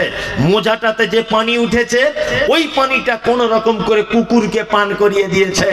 আল্লাহ এত খুশি হয়েছে, সারা জীবনে একটাও ভালো কাজ নেই, সারা জীবন তার দেহ ব্যবসা করে এসেছে, একটা মাত্র ভালো কাজ কুকুরকে পানি পান করানোর ফলে আল্লাহ তাআলা বলছেন তোর বাকি জীবনের সব গুনাহ মাফ, সব গুনাহ মাফ, তোর একটাও তোর পাপ নেই। এই ঘটনা থেকে একটা জিনিস বোঝা যায়, কি একটা জিনিস বোঝা যায়, সেটা হচ্ছে এই যে তখনকার দিনের বেশ্যা মহিলারা, পতিতালয়ের নারীরাও গায়ে ওড়না ব্যবহার করত। কি বললাম বুঝলেন না? তাছাড়া ও ওড়না দিয়ে মোজাটা নামালো কি করে কূপের তলাতে? তার মানে বোঝা যায় তখনকার দিনে পতিতালয়ের মেয়েরাও কি ওড়না ব্যবহার করতো না? করতো। কিন্তু বর্তমানে এখনকার মেয়েদের কাছে ওড়নাটা বড় বোঝা, বোঝা নয়, খুব বড় বোঝা। আল্লাহু আকবার। আপনি যতই জীবনে পাপ করেন, কোন ভালো কাজে যে আল্লাহ সুবহানাহু ওয়া তাআলা খুশি হয়ে যাবেন, কোন ভালো কাজে যে খুশি হয়ে যাবেন আপনি নিজেও বুঝতে পারবেন না। ওই জন্য আল্লাহ সুবহানাহু ওয়া তাআলা বলেছেন কি, ইউসারিউনা ফিল খায়রাত, তোমরা সর্বক্ষণ ভালো কাজের জন্য বেশি বেশি করে দৌড়ঝাঁপ করবে। ভালো কাজ যেখানেই আছে। দেখুন একটা কথা বলি, খুব মজার কথা। আল্লাহ পবিত্র কোরআনের ভিতরে বলছেন ইয়ামুরুনা বিল মারুফ ওয়া ইয়ানহাউনা আনিল মুনকার, তোমরা ভালো কাজের আদেশ করো। কিন্তু আল্লাহ এখানে ভালো কাজকে নির্দিষ্ট করে কিছু বলেননি। বলেছেন নির্দিষ্ট করে দিয়েছেন? না, অনির্দিষ্ট। ভালো কাজ অনেক রকমের হতে পারে, অনেক প্রকার হতে পারে। যে রকম আপনার সুবিধা, আপনার মন বলছে এটা ভালো কাজ, আপনি অবশ্যই সেই ভালো কাজের দিকে অগ্রসর হন। আল্লাহ সুবহানাহু ওয়া তাআলা বলছেন কি, আল্লাহ তাআলা বলছেন ওয়াল আজিজুল গফুর, আমি নিশ্চয়ই বড় ক্ষমাশীল। আল্লাযী খালাকা সাবআ সামাওয়াতিন তিবাকা, নিশ্চয়ই আমি আল্লাহ আসমানটাকে সৃষ্টি করেছি একতলা, দুই তলা, তিন তলা, এইরকম স্তরে স্তরে স্তরে স্তরে। তারপরে আল্লাহ সুবহানাহু ওয়া তাআলা বলছেন الذي خلق 7 سماوات طباقا ما ترى في خلق الرحمن من تفاوت তোমরা কি তোমার রহমানের সৃষ্টিতে কোন রকমের ভুল কোন ত্রুটি খুঁজে পাও? আল্লাহ সৃষ্টিতে কোনো ভুল আছে? আছে? রেল লাইনে দেখেছেন প্ল্যাটফর্মে কেউ কেউ দেখবেন হাত দুটোকে এইরকম করে বেড়াচ্ছে, কেউ হাতে আর পায়ে হাঁটছে, কেউ মায়ের পেট থেকে অন্ধ অন্ধ না? তো এরা কি অপরাধ করেছিল? এদের অপরাধটা কি? আমরা পাড়া গ্রামের মানুষ অনেক সময় কিছু ভুল কথা বলি। কি ভুল কথা বলুন তো? মারাত্মক ভুল কথা। পাড়ায় দেখবেন কোনো মানুষ যখন 4, 5, 6 মাস বিছানায় পড়ে আছে, রোগে ভুগছে, পাড়ার লোক কি বলি আমরা? শালা ঠিক হয়েছে, বড্ড বাড়াবাড়ি করছিল, লে দেখ আল্লাহর পক্ষ থেকে কাম আজাব হচ্ছে। একদম না, একদম না। ও আপনার থেকে বড় জান্নাত ওর জন্য অপেক্ষা করছে। কারণ যার পরীক্ষা যত কঠিন হবে তার প্রাইজ তত দামি হবে। কি বললাম বুঝলেন না? যার পরীক্ষায় যত কঠিন হবে তার প্রাইজ তত দামি হবে। ওর এখন পরীক্ষা চলছে, 3 মাস 4 মাস বিছানায় পেচ্ছাপ পায়খানা করছে, গায়ে ঘা, দুর্গন্ধে কেউ যাচ্ছে না, কঠিন পরীক্ষা। হয় না? হয়। অনেক মানুষ, আর আমরা বোকা মানুষ বুঝতে পারি না, তাদেরকে উপহাস করে বলি কেমন লাগছে, ঠিক হচ্ছে তো? একদম নয়। ওর পরীক্ষা যত কঠিন হচ্ছে ভাববেন ওর জন্য খুব উত্তম ফল অপেক্ষা করছে ইনশাআল্লাহ। 2, আমরা অনেক সময় প্রতিবেশীরা হিংসা করে কিছু শব্দ ব্যবহার করি। যেমন প্রতিবেশীর আর একটা লোকের ছেলে হয়েছে, একটা হাত এরকম, ভালো করে বুঝবেন। একটা ছেলে হয়েছে প্রতিবেশী কারুর অন্ধ, আর একজন প্রতিবেশী মহিলা কি বলছে? 12 জনের বদদুয়া লেগেছে, আল্লাহ কি সহজে ছাড়বে, দুনিয়ায় দেখিয়ে দিয়েছে। একদম নয়। দেখুন একটা কথা বলি, ক্লাস 5-এর ছাত্রের পরীক্ষার যে প্রশ্ন হয় মাধ্যমিকের ওই একই প্রশ্ন হয় না আলাদা? আলাদা। একই যদি প্রশ্ন হয় তাহলে আর পরীক্ষা বলে কিছু থাকতো না? থাকতো না। প্রশ্ন সবসময় আলাদা হতে হবে, আর প্রাইজও তেমন আলাদা। মাধ্যমিক পাস করেছো, টোটো চালাও। বিএ পাস করেছো, পাবলিক কোনো কোম্পানিতে কাজ করো। এমএ, এমএসসি, বিকম করেছো, মাস্টার ডিগ্রি করেছো, সরকারি স্কুলে হেডমাস্টার হও। এমবিবিএস করেছো, 4টে রুগী দেখলেই 4000 টাকা ফি। কি বলো বুঝলেন না? মাধ্যমিক পরীক্ষা দেওয়া সহজ না এমবিবিএস ডক্টরের জন্য পরীক্ষা দেওয়া সহজ? কোনটা? মাধ্যমিক সহজ, ওটা কঠিন। তাহলে ও কঠিন পরীক্ষা দিয়েছে, ও ভালো রেজাল্ট, 4টে রুগী দেখলেই 4000। তুমি মাধ্যমিক পরীক্ষা দিয়েছো, তুমি টোটো চালাও। এই তো অবস্থা। তার মানে যার পরীক্ষা যত কঠিন তার ফলাফল তত মিষ্টি। যে লোকটার ছেলে হয়েছে অন্ধ, যে মেয়েটার পেট থেকে ছেলে হয়েছে তার 3টে হাত, যে মেয়েটার পেট থেকে বাচ্চা হয়েছে ছেলেটার পাগুলো খুব সরু সরু, চলতে পারে না, ভেবে রাখবেন আল্লাহ ওকে ভিন্ন রকমের পরীক্ষা করছে। আল্লাহ দেখতে চাইছে তার আব্বা মা আমার প্রতি কতটা ধৈর্যশীল। যদি তারা দুজন কঠিন ধৈর্যের যদি পরীক্ষা দিতে পারে, অবশ্যই তার পিতা মাতাকে আমি উচ্চ জান্নাতের মাকাম দান করবো ইনশাআল্লাহ। উচ্চম দান করা হবে। এবার আপনাদেরকে একটা কথা বলি, আল্লাহ অনেক সময় কিছু কিছু মাধ্যমে মানুষকে ক্ষমা করে, আর কিছু কিছু মাধ্যমে মানুষকে পরীক্ষা করে। একটা কুকুরের মাধ্যমে একজন পতিতলায় নারীকে কি ক্ষমা করে দেওয়া হয়েছে, হয়েছে না? তা আপনাকেও কিছু মাধ্যমে পরীক্ষা করা হবে। বেশ ভালোই ছিলেন, হঠাৎ করে পাটের ব্যবসা করতে গেছেন, হঠাৎ করে 5 লাখ টাকা ছিল, হাতটা চুলকাচ্ছিল, কি করবো না 5 লাখ টাকার পাট কিনে বসে আছে। কি এখন রাতের বেলা আগুন লাগিয়ে দিয়েছি, 5 লাখ টাকা পুরো পুড়ে শেষ। খুব তখন মনে মনে ভাবছেন, আল্লাহ এই তোর বিবেক, আমার 5 লাখ টাকা মূলধন এটাকে নষ্ট করে দিলি, বলে কি বলে না? না, ওটা আপনার জন্য পরীক্ষা। আমি ধৈর্যশীল, ধৈর্য ধরুন, একটু ধৈর্যটা ধরুন, অবশ্যই আপনার জন্য উত্তম পুরস্কার রয়েছে। আল্লাহ সৃষ্টিতে কোনো ত্রুটি পাবে না। আল্লাহ বলছেন সুম্মারজিল বাসারা কাররাতাইন ইয়ানকালিব ইলাইকাল বাসারু খাশিয়া ওয়া হুয়া হাসীব। তোমার দৃষ্টিকে তুমি আবার পুনরায় আসমান জমিন চারিদিকে ছড়িয়ে দাও। ছড়িয়ে দেওয়ার পরে দেখো তোমার চোখ, তোমার দৃষ্টি লজ্জিত, অপমানিত হয়ে আবার ফেরত চলে আসবে। আল্লাহ সৃষ্টিতে ভুল আছে? আমি আজ থেকে 3 বছর আগে সুন্দরবন বেড়াতে গিয়েছিলাম। আপনারা কেউ গেছেন এখানে সুন্দরবন? কেউ জানি? যাবেন এই শীতকালে সুন্দরবন বেড়াতে, গ্রাম থেকে গাড়ি টাড়ি করে যাবেন। ওখানে গেলে আল্লাহকে দেখতে পেয়ে যাবেন। যদি বলছেন আল্লাহকে দেখতে পাওয়া যায়, হ্যাঁ আল্লাহকে দেখতে পাওয়া যায়। আল্লাহকে দেখতে না পাওয়া গেলেও তার নিদর্শনাবলী দেখতে পাওয়া যায়। কি বললাম বুঝলেন? দার্জিলিং বেড়াতে গেছেন কেউ? দার্জিলিং একজন কেউ আছেন? কেউ নেই? তাহলে ওই তো আপনি গেছেন। লক গার্ডেন বলে একটা জায়গা আছে, লক গার্ডেন জানো, যেখানে পাহাড়ের উপর থেকে ঝর্ণা ঝরে, দেখেছো? ও তুমি যাওনি?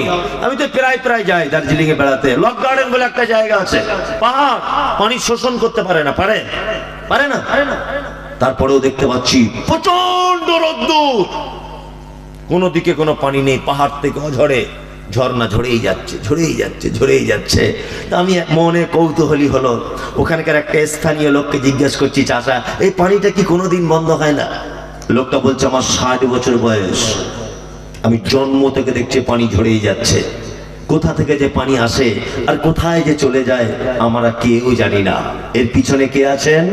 কে? আল্লাহ। বন্ধুরে আমার, আল্লাহ সৃষ্টি কেমন আপনাকে একটা চমৎকার কথা বলি।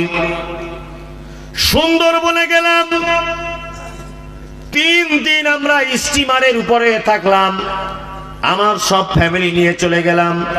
আর আমরা 13 জন আলেম ওলামা গিয়েছিলাম, 13 জন, সবার ফ্যামিলি আছে।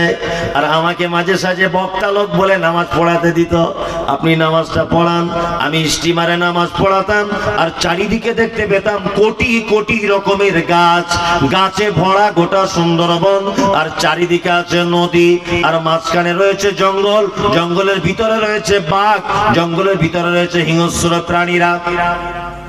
জঙ্গলের ভিতরে ঘুরি সাইডে মনে ইচ্ছা হলো, একটাও আম গাছ দেখতে পেলাম না, একটাও জামের গাছ নাই, একটাও ওখানে কুলের গাছ নাই, একটাও আপেলের গাছ নাই, একটাও বেদানার গাছ নাই, একটাও আনারসের গাছ নাই। মনে ভাবলাম এটা কেন? কোটি কোটি রকমের গাছ রয়েছে, কিন্তু একটাও ফলের গাছ দেখতে পেলাম না। আমের গাছ নেই, আনারের গাছ নেই, লিচুর গাছ নেই, জামরুলের গাছ নেই। মনে ভাবলাম আল্লাহ তুমি যে বলেছো আমার সৃষ্টিতে কোনো ভুল নাই, এইটা তার জ্বলন্ত প্রমাণ। জঙ্গলে তুমি যদি এখন আনারসের গাছ দিয়ে দিতে, তাহলে হনুমান বোঝে না কি করে আনারস কেটে লবণ দিয়ে খেতে হয়, আমের কি করে আচার করতে হয় এটা হরিণে বুঝবে না, কি করে কুলের আচার করে খেতে হয় এটা বানরে বুঝবে না, কি করে যে আপেল খেতে হয় এটা হাতিতে বুঝবে না। আর এটা খেয়ে যে আল্লাহ তোমার প্রশংসা করতে হয়, আল্লাহ তোমার তারিফ করতে হয়, এটা তো গুণমানে বুঝবে না, বানরে বুঝবে না, হাতিতে বুঝবে না, কেউ বুঝতে পারবে না।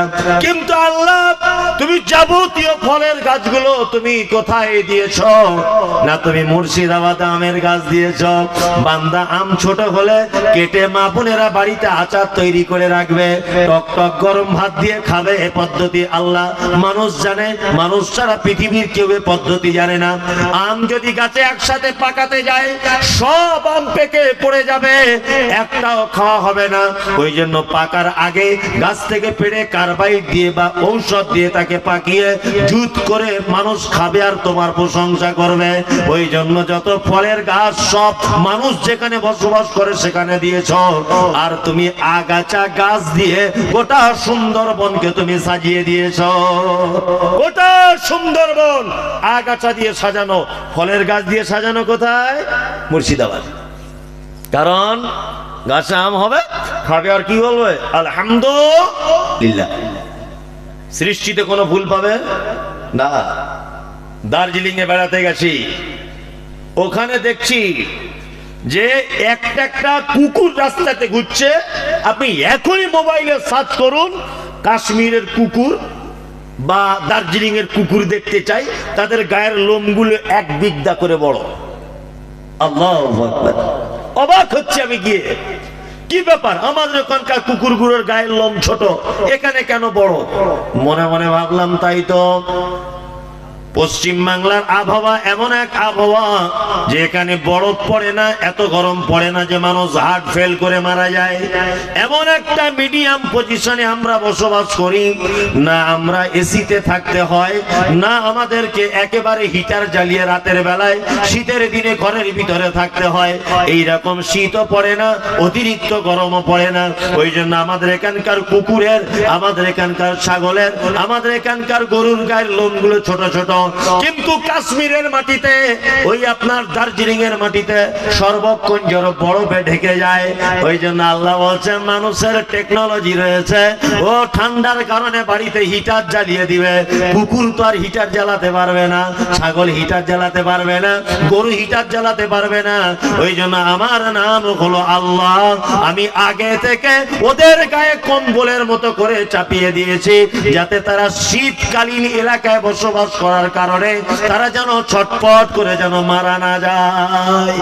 আল্লাহু আকবার। আল্লাহ বলছেন সুমারজিল বাসার কাররাতাইনি ইয়ানকালিব ইলাইকাল বাসারু খাশিয়াম ওয়া হুয়া হাসীর। তোমার দৃষ্টিকে তুমি পৃথিবীর চারিদিকে বারবার ঘোরাও, বারবার ঘোরাও। তোমার দৃষ্টি অপমানিত হয়ে, লাঞ্ছিত হয়ে তোমার দৃষ্টি তোমার কাছেই ফেরত আসবে। আমার সৃষ্টির কোনো ভুল দেখতে পাবে না। এই নেপালিদের দেখেছেন? নেপালিদের ওদের দেখতে কেমন? খুব পরিষ্কার, আর নাকগুলো চাপা চাপা, বলে চাপা। আল্লাহু আকবার। আল্লাহ সৃষ্টিতে ভুল ধরতে পারবেন না।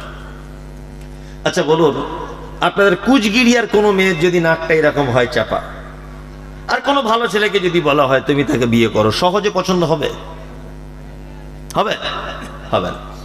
নাইজেরিয়ানদের দেখেছেন? নাইজেরিয়ানদের ফুটবল খেলতে টেলতে আসে, খুব পরিষ্কার হয় ওরা, না? কি আমার কালো, শুধু কালো না, আল কাতরার মতো কুচকুচে কালো। পাখির চুলগুলো, মাথার চুলগুলো পাখির বাসার মতো, তাই না? আর সেইরাম লম্বা, ঠোঁটগুলো মোটা, চোখগুলো বড় বড়, আর সেইরাম দেখতে, তাই না? এখন আপনার সুন্দরী মেয়ের সঙ্গে যদি ওই ছেলেটার বিয়ের কথা হয়, আপনি রাজি হবেন? আমি রাজি হব? তখনই হব না। এইরকম ছেলের সঙ্গে বিয়ে, তাই না? তাহলে এবার বলুন, ওকেও তো কেউ না কেউ বিয়ে করেছে, ওরও তো স্ত্রী আছে, আছে না? আছে। নেপালি যে মেয়েটার নাকটা চাপা, ওরও তো স্বামী আছে। আল্লাহ বলে আমার নাম রব, আমার সৃষ্টিতে ভুল পাবি না। যাকে নাইজেরিয়ানে বানিয়েছি সবাইকে একরকম করে দিয়েছি, কালো কুচকুচে। বিয়ে করতে অসুবিধা হবে না, এক জায়গায় থাকতে অসুবিধা হবে না। আর নেপালে যাদের বানিয়েছি নারী পুরুষ সবার নাক চাপা করে দিয়েছি, কেউ কারো ব্যাপারে অভিযোগ তুলতে পারবে না।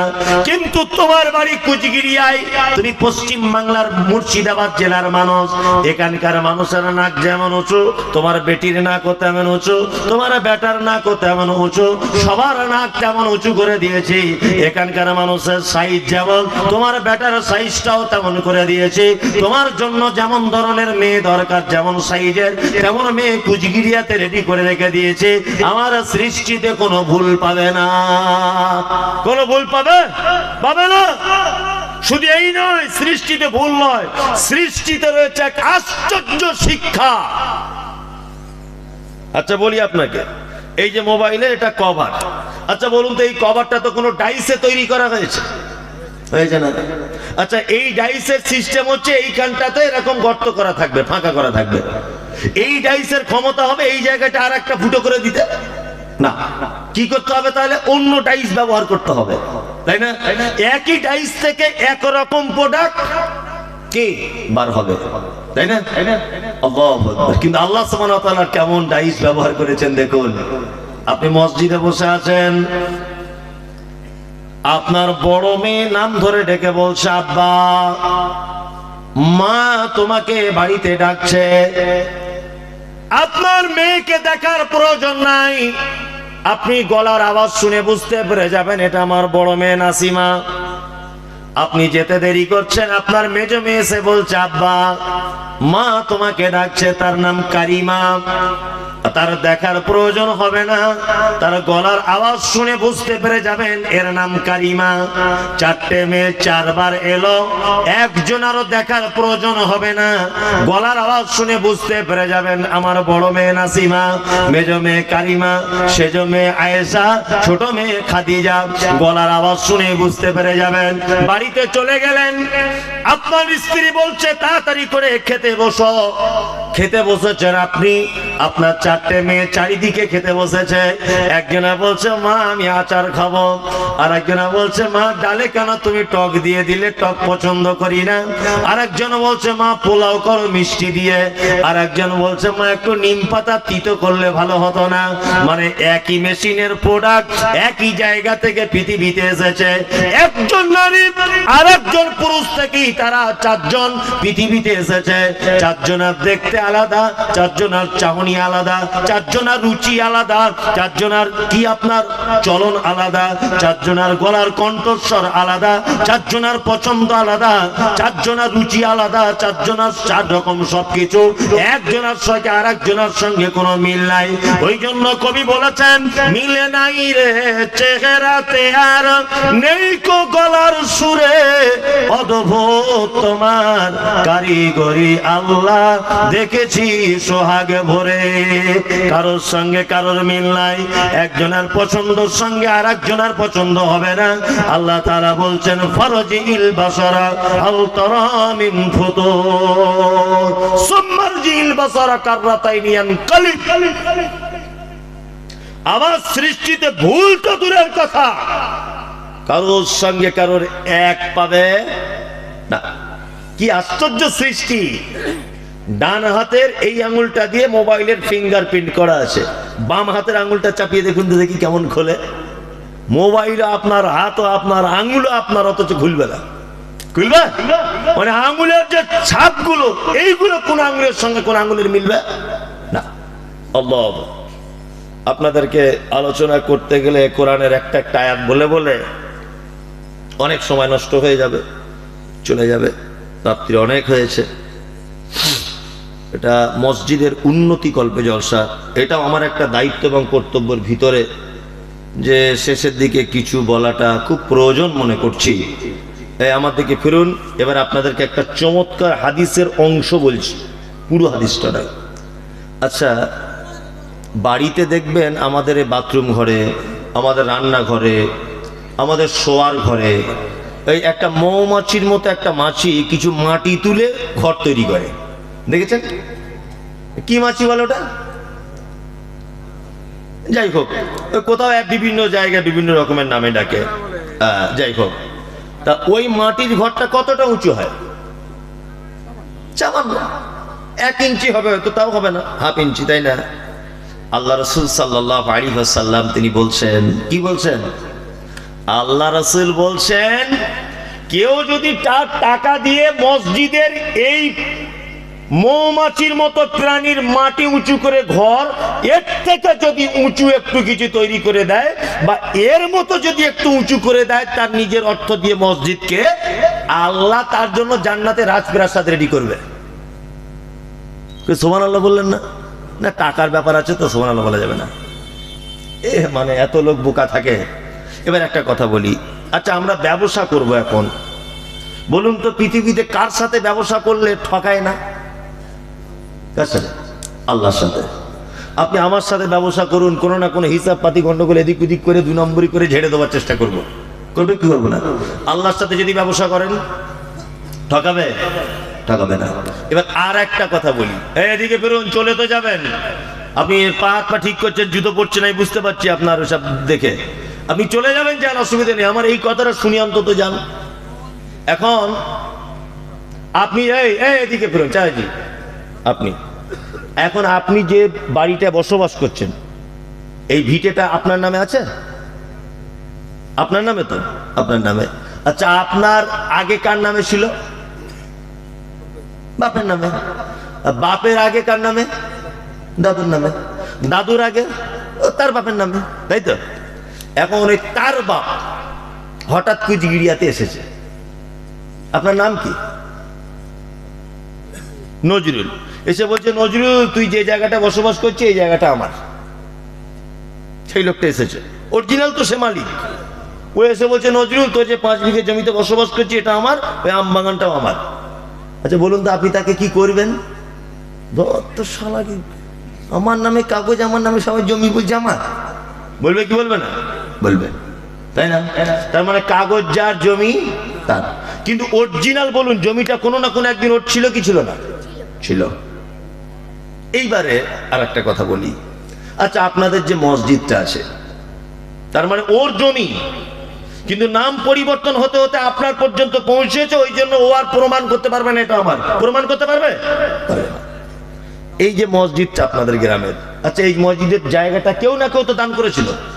কি নাম যে দান করেছিল তার জানা আছে আপনাদের কারণ? এই মসজিদটা জায়গা যে দান করেছিল কেউ নাম মনে আছে? নেই। ধরে নেন তার নাম আব্দুর রহমান। এবার আপনাকে বলছি, আচ্ছা মসজিদ কোনোদিন বিক্রি হয়? হয় না তো? হয় না। এই মসজিদটা হয়েছে কত বছর? 50 বছর, আরো বেশি, 100 বছর ধরে নেন। ধরে নেন 100 বছর।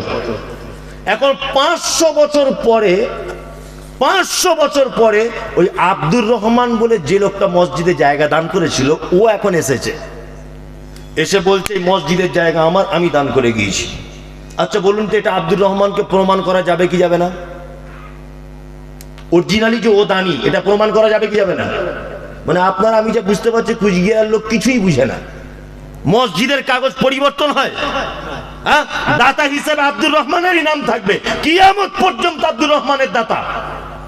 কাগজ থাকবে কি থাকবে না? মসজিদের কাগজ উল্টো পাল্টা হয়, পরিবর্তন হয়, হয় না?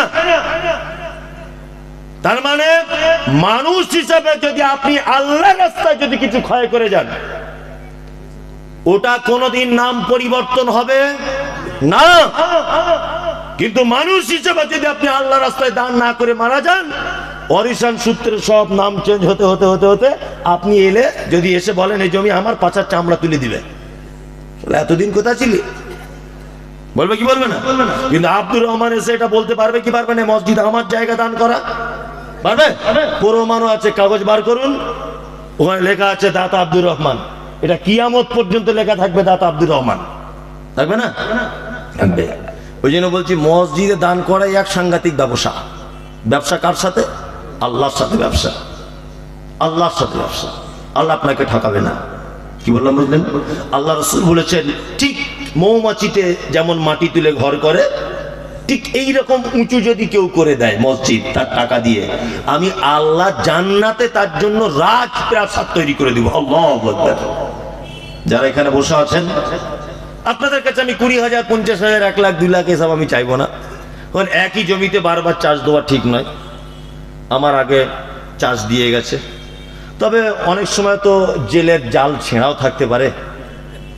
ওই জাল টেনে গেছে এই মজলিসে, আমি ভাবছি যদি ছিঁড়ে কুড়িয়ে কোনো মাছ পালিয়ে থাকে, হতে পারে। ওই জন্য আমি আপনাদেরকে আল্লাহর রাস্তায় বলছি যে আপনার একজনও বাদ যাবেন না। আপনি মসজিদে আল্লাহর রাস্তায় আপনার পক্ষ থেকে একজন গভীর রাত্রে বলুন যে আমি আমার পক্ষ থেকে বলি, আপনি যখন বলছেন আমি 5,000 টাকা দিলাম। একজন বলুন, আমি 10-20,000 টাকা চাইবো না। একটা লোক বলুন, দেখি আল্লাহর বান্দা কে আছে এত রাতে। একটা লোক যদি বলেন আমি খুব আনন্দ পেয়ে যাবো যে এত রাতে একটা লোক ছিল। 5 বারে দিবেন, আপনাকে একবারে দিতে হবে না, আপনি 5 বারে দিবেন 1,000 করে। কেউ আছেন? সবাই দিয়ে দিয়েছে এটা আমি জানি, তারপরেও আমি আবার বলছি, চেষ্টা করলে হয় না? হয়। আপনি আপনার, আমি 5,000 টাকা নাই ভুল করে বলেছি, আপনি হাতটা তুলে বলতে পারেন যে আমি 1,000 টাকা অন্তত দিব। আমি না বলতে ভুল করছি, আপনি ভুল করবেন কেন? আপনি বলুন। আছেন কেউ? আপনি 1,000 টাকা দেবেন, আলহামদুলিল্লাহ। একজন ভাই দিলেন, 10 জন দিলে তো 10,000 হয়ে গেল। যতটা কাজ হয়, পানি নেই এখানে, বোতলে পানি দেবেন, যতটা কাজ হয়। আর একটা লোক বলুন একটু মেহরবানি করে, আর একটা লোক বলুন বিসমিল্লাহ।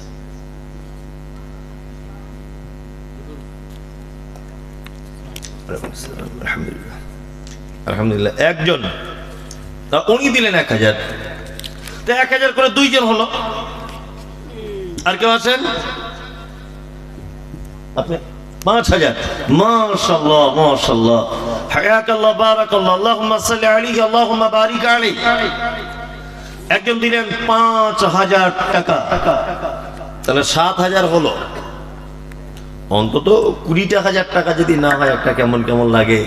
টোটালে বলছি আমি। আপনার আর কেউ ভাই একজন হাত তুলে মেহেরবানি করে 5,000 টাকা তুলুন, নিয়ত করে নিন, ভালো কাজের ব্যাপারে নিয়ত করুন আপনি। মাশাআল্লাহ, বাপজি উনি 5,000 টাকা, 10,000, 12,000 টাকা হলো। তা আর কেউ নেই 5,000 টাকা? একটু আপনি পারবেন, দেখুন আপনি পারবেন। দেখুন একটা কথা বলি, আপনারা অনেক সময় অনেক কিছু ভুল করেন। আজকে একটা নতুন কাজ করে দেখান তো আপনি। আমরা যারা ছেলেরা বসে আছি এখানে, আর তুমি বুঝতে পারছো যে তোমার আব্বাও এখানে আছে, তুমি হাতটা তুলে বলো, মমতাজুল সাহেব আমি আমার এই আব্বা মায়ের জন্য 5,000 দিলাম।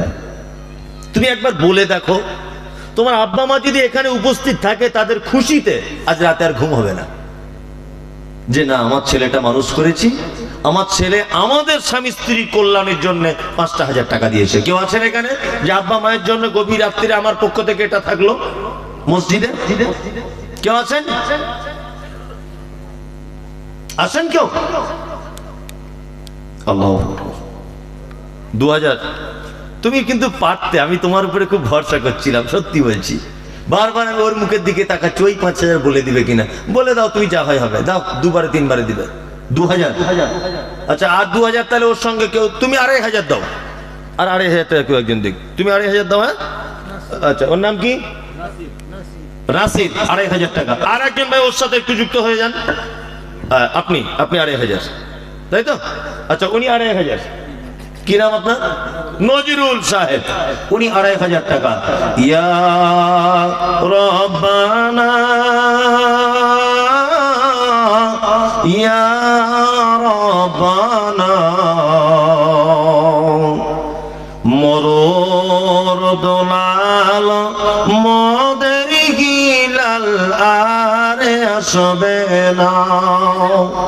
মক্কায় নবীর জন্ম হলো, আব্দুল্লাহ তার পিতা ছিল। মক্কায় নবীর জন্ম হলো, আব্দুল্লাহ তার পিতা ছিল। গর্ভে রেখে মারা গেল, পিতা এলো না। মরুর দোলাল মদের গিলাল আর আসবে না।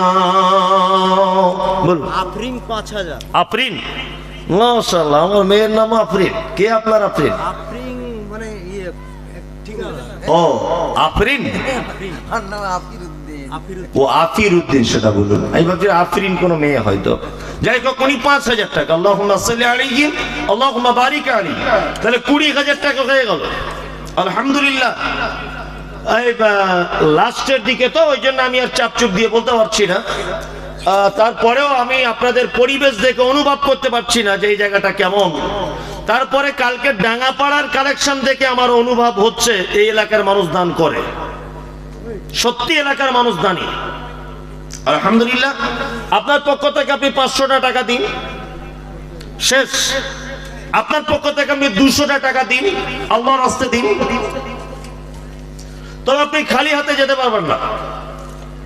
আপনার কাছে 500 টাকা আছে, আপনি ওইটা আল্লাহর রাস্তায় দিন, কোনো সমস্যা নেই। যার কাছে যা আছে দেন। মেয়েরা আপনারা চলে যাচ্ছেন, আর রাত্রি এখন 1টা বাজে, চলে যাওয়াটাই স্বাভাবিক, তাই না? হ্যাঁ, 1টা বাজে এখন রাত্রি, চলে যাওয়াটাই স্বাভাবিক। তা আপনারা যার কাছে যা আছে তাই দেন, একটু মেহেরবানি করুন।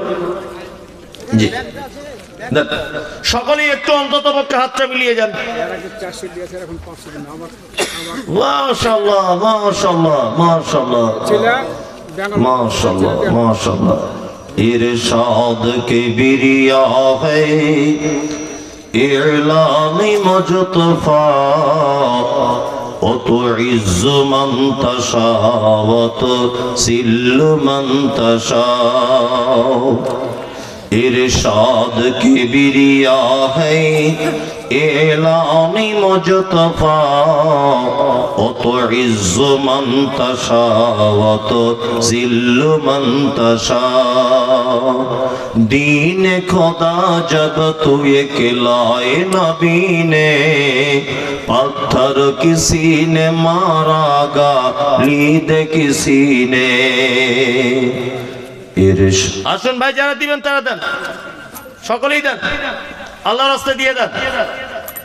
জি আসুন সকলেই দেন। জি তুমি আসমানে থাকো প্রভু আমি জমিনে,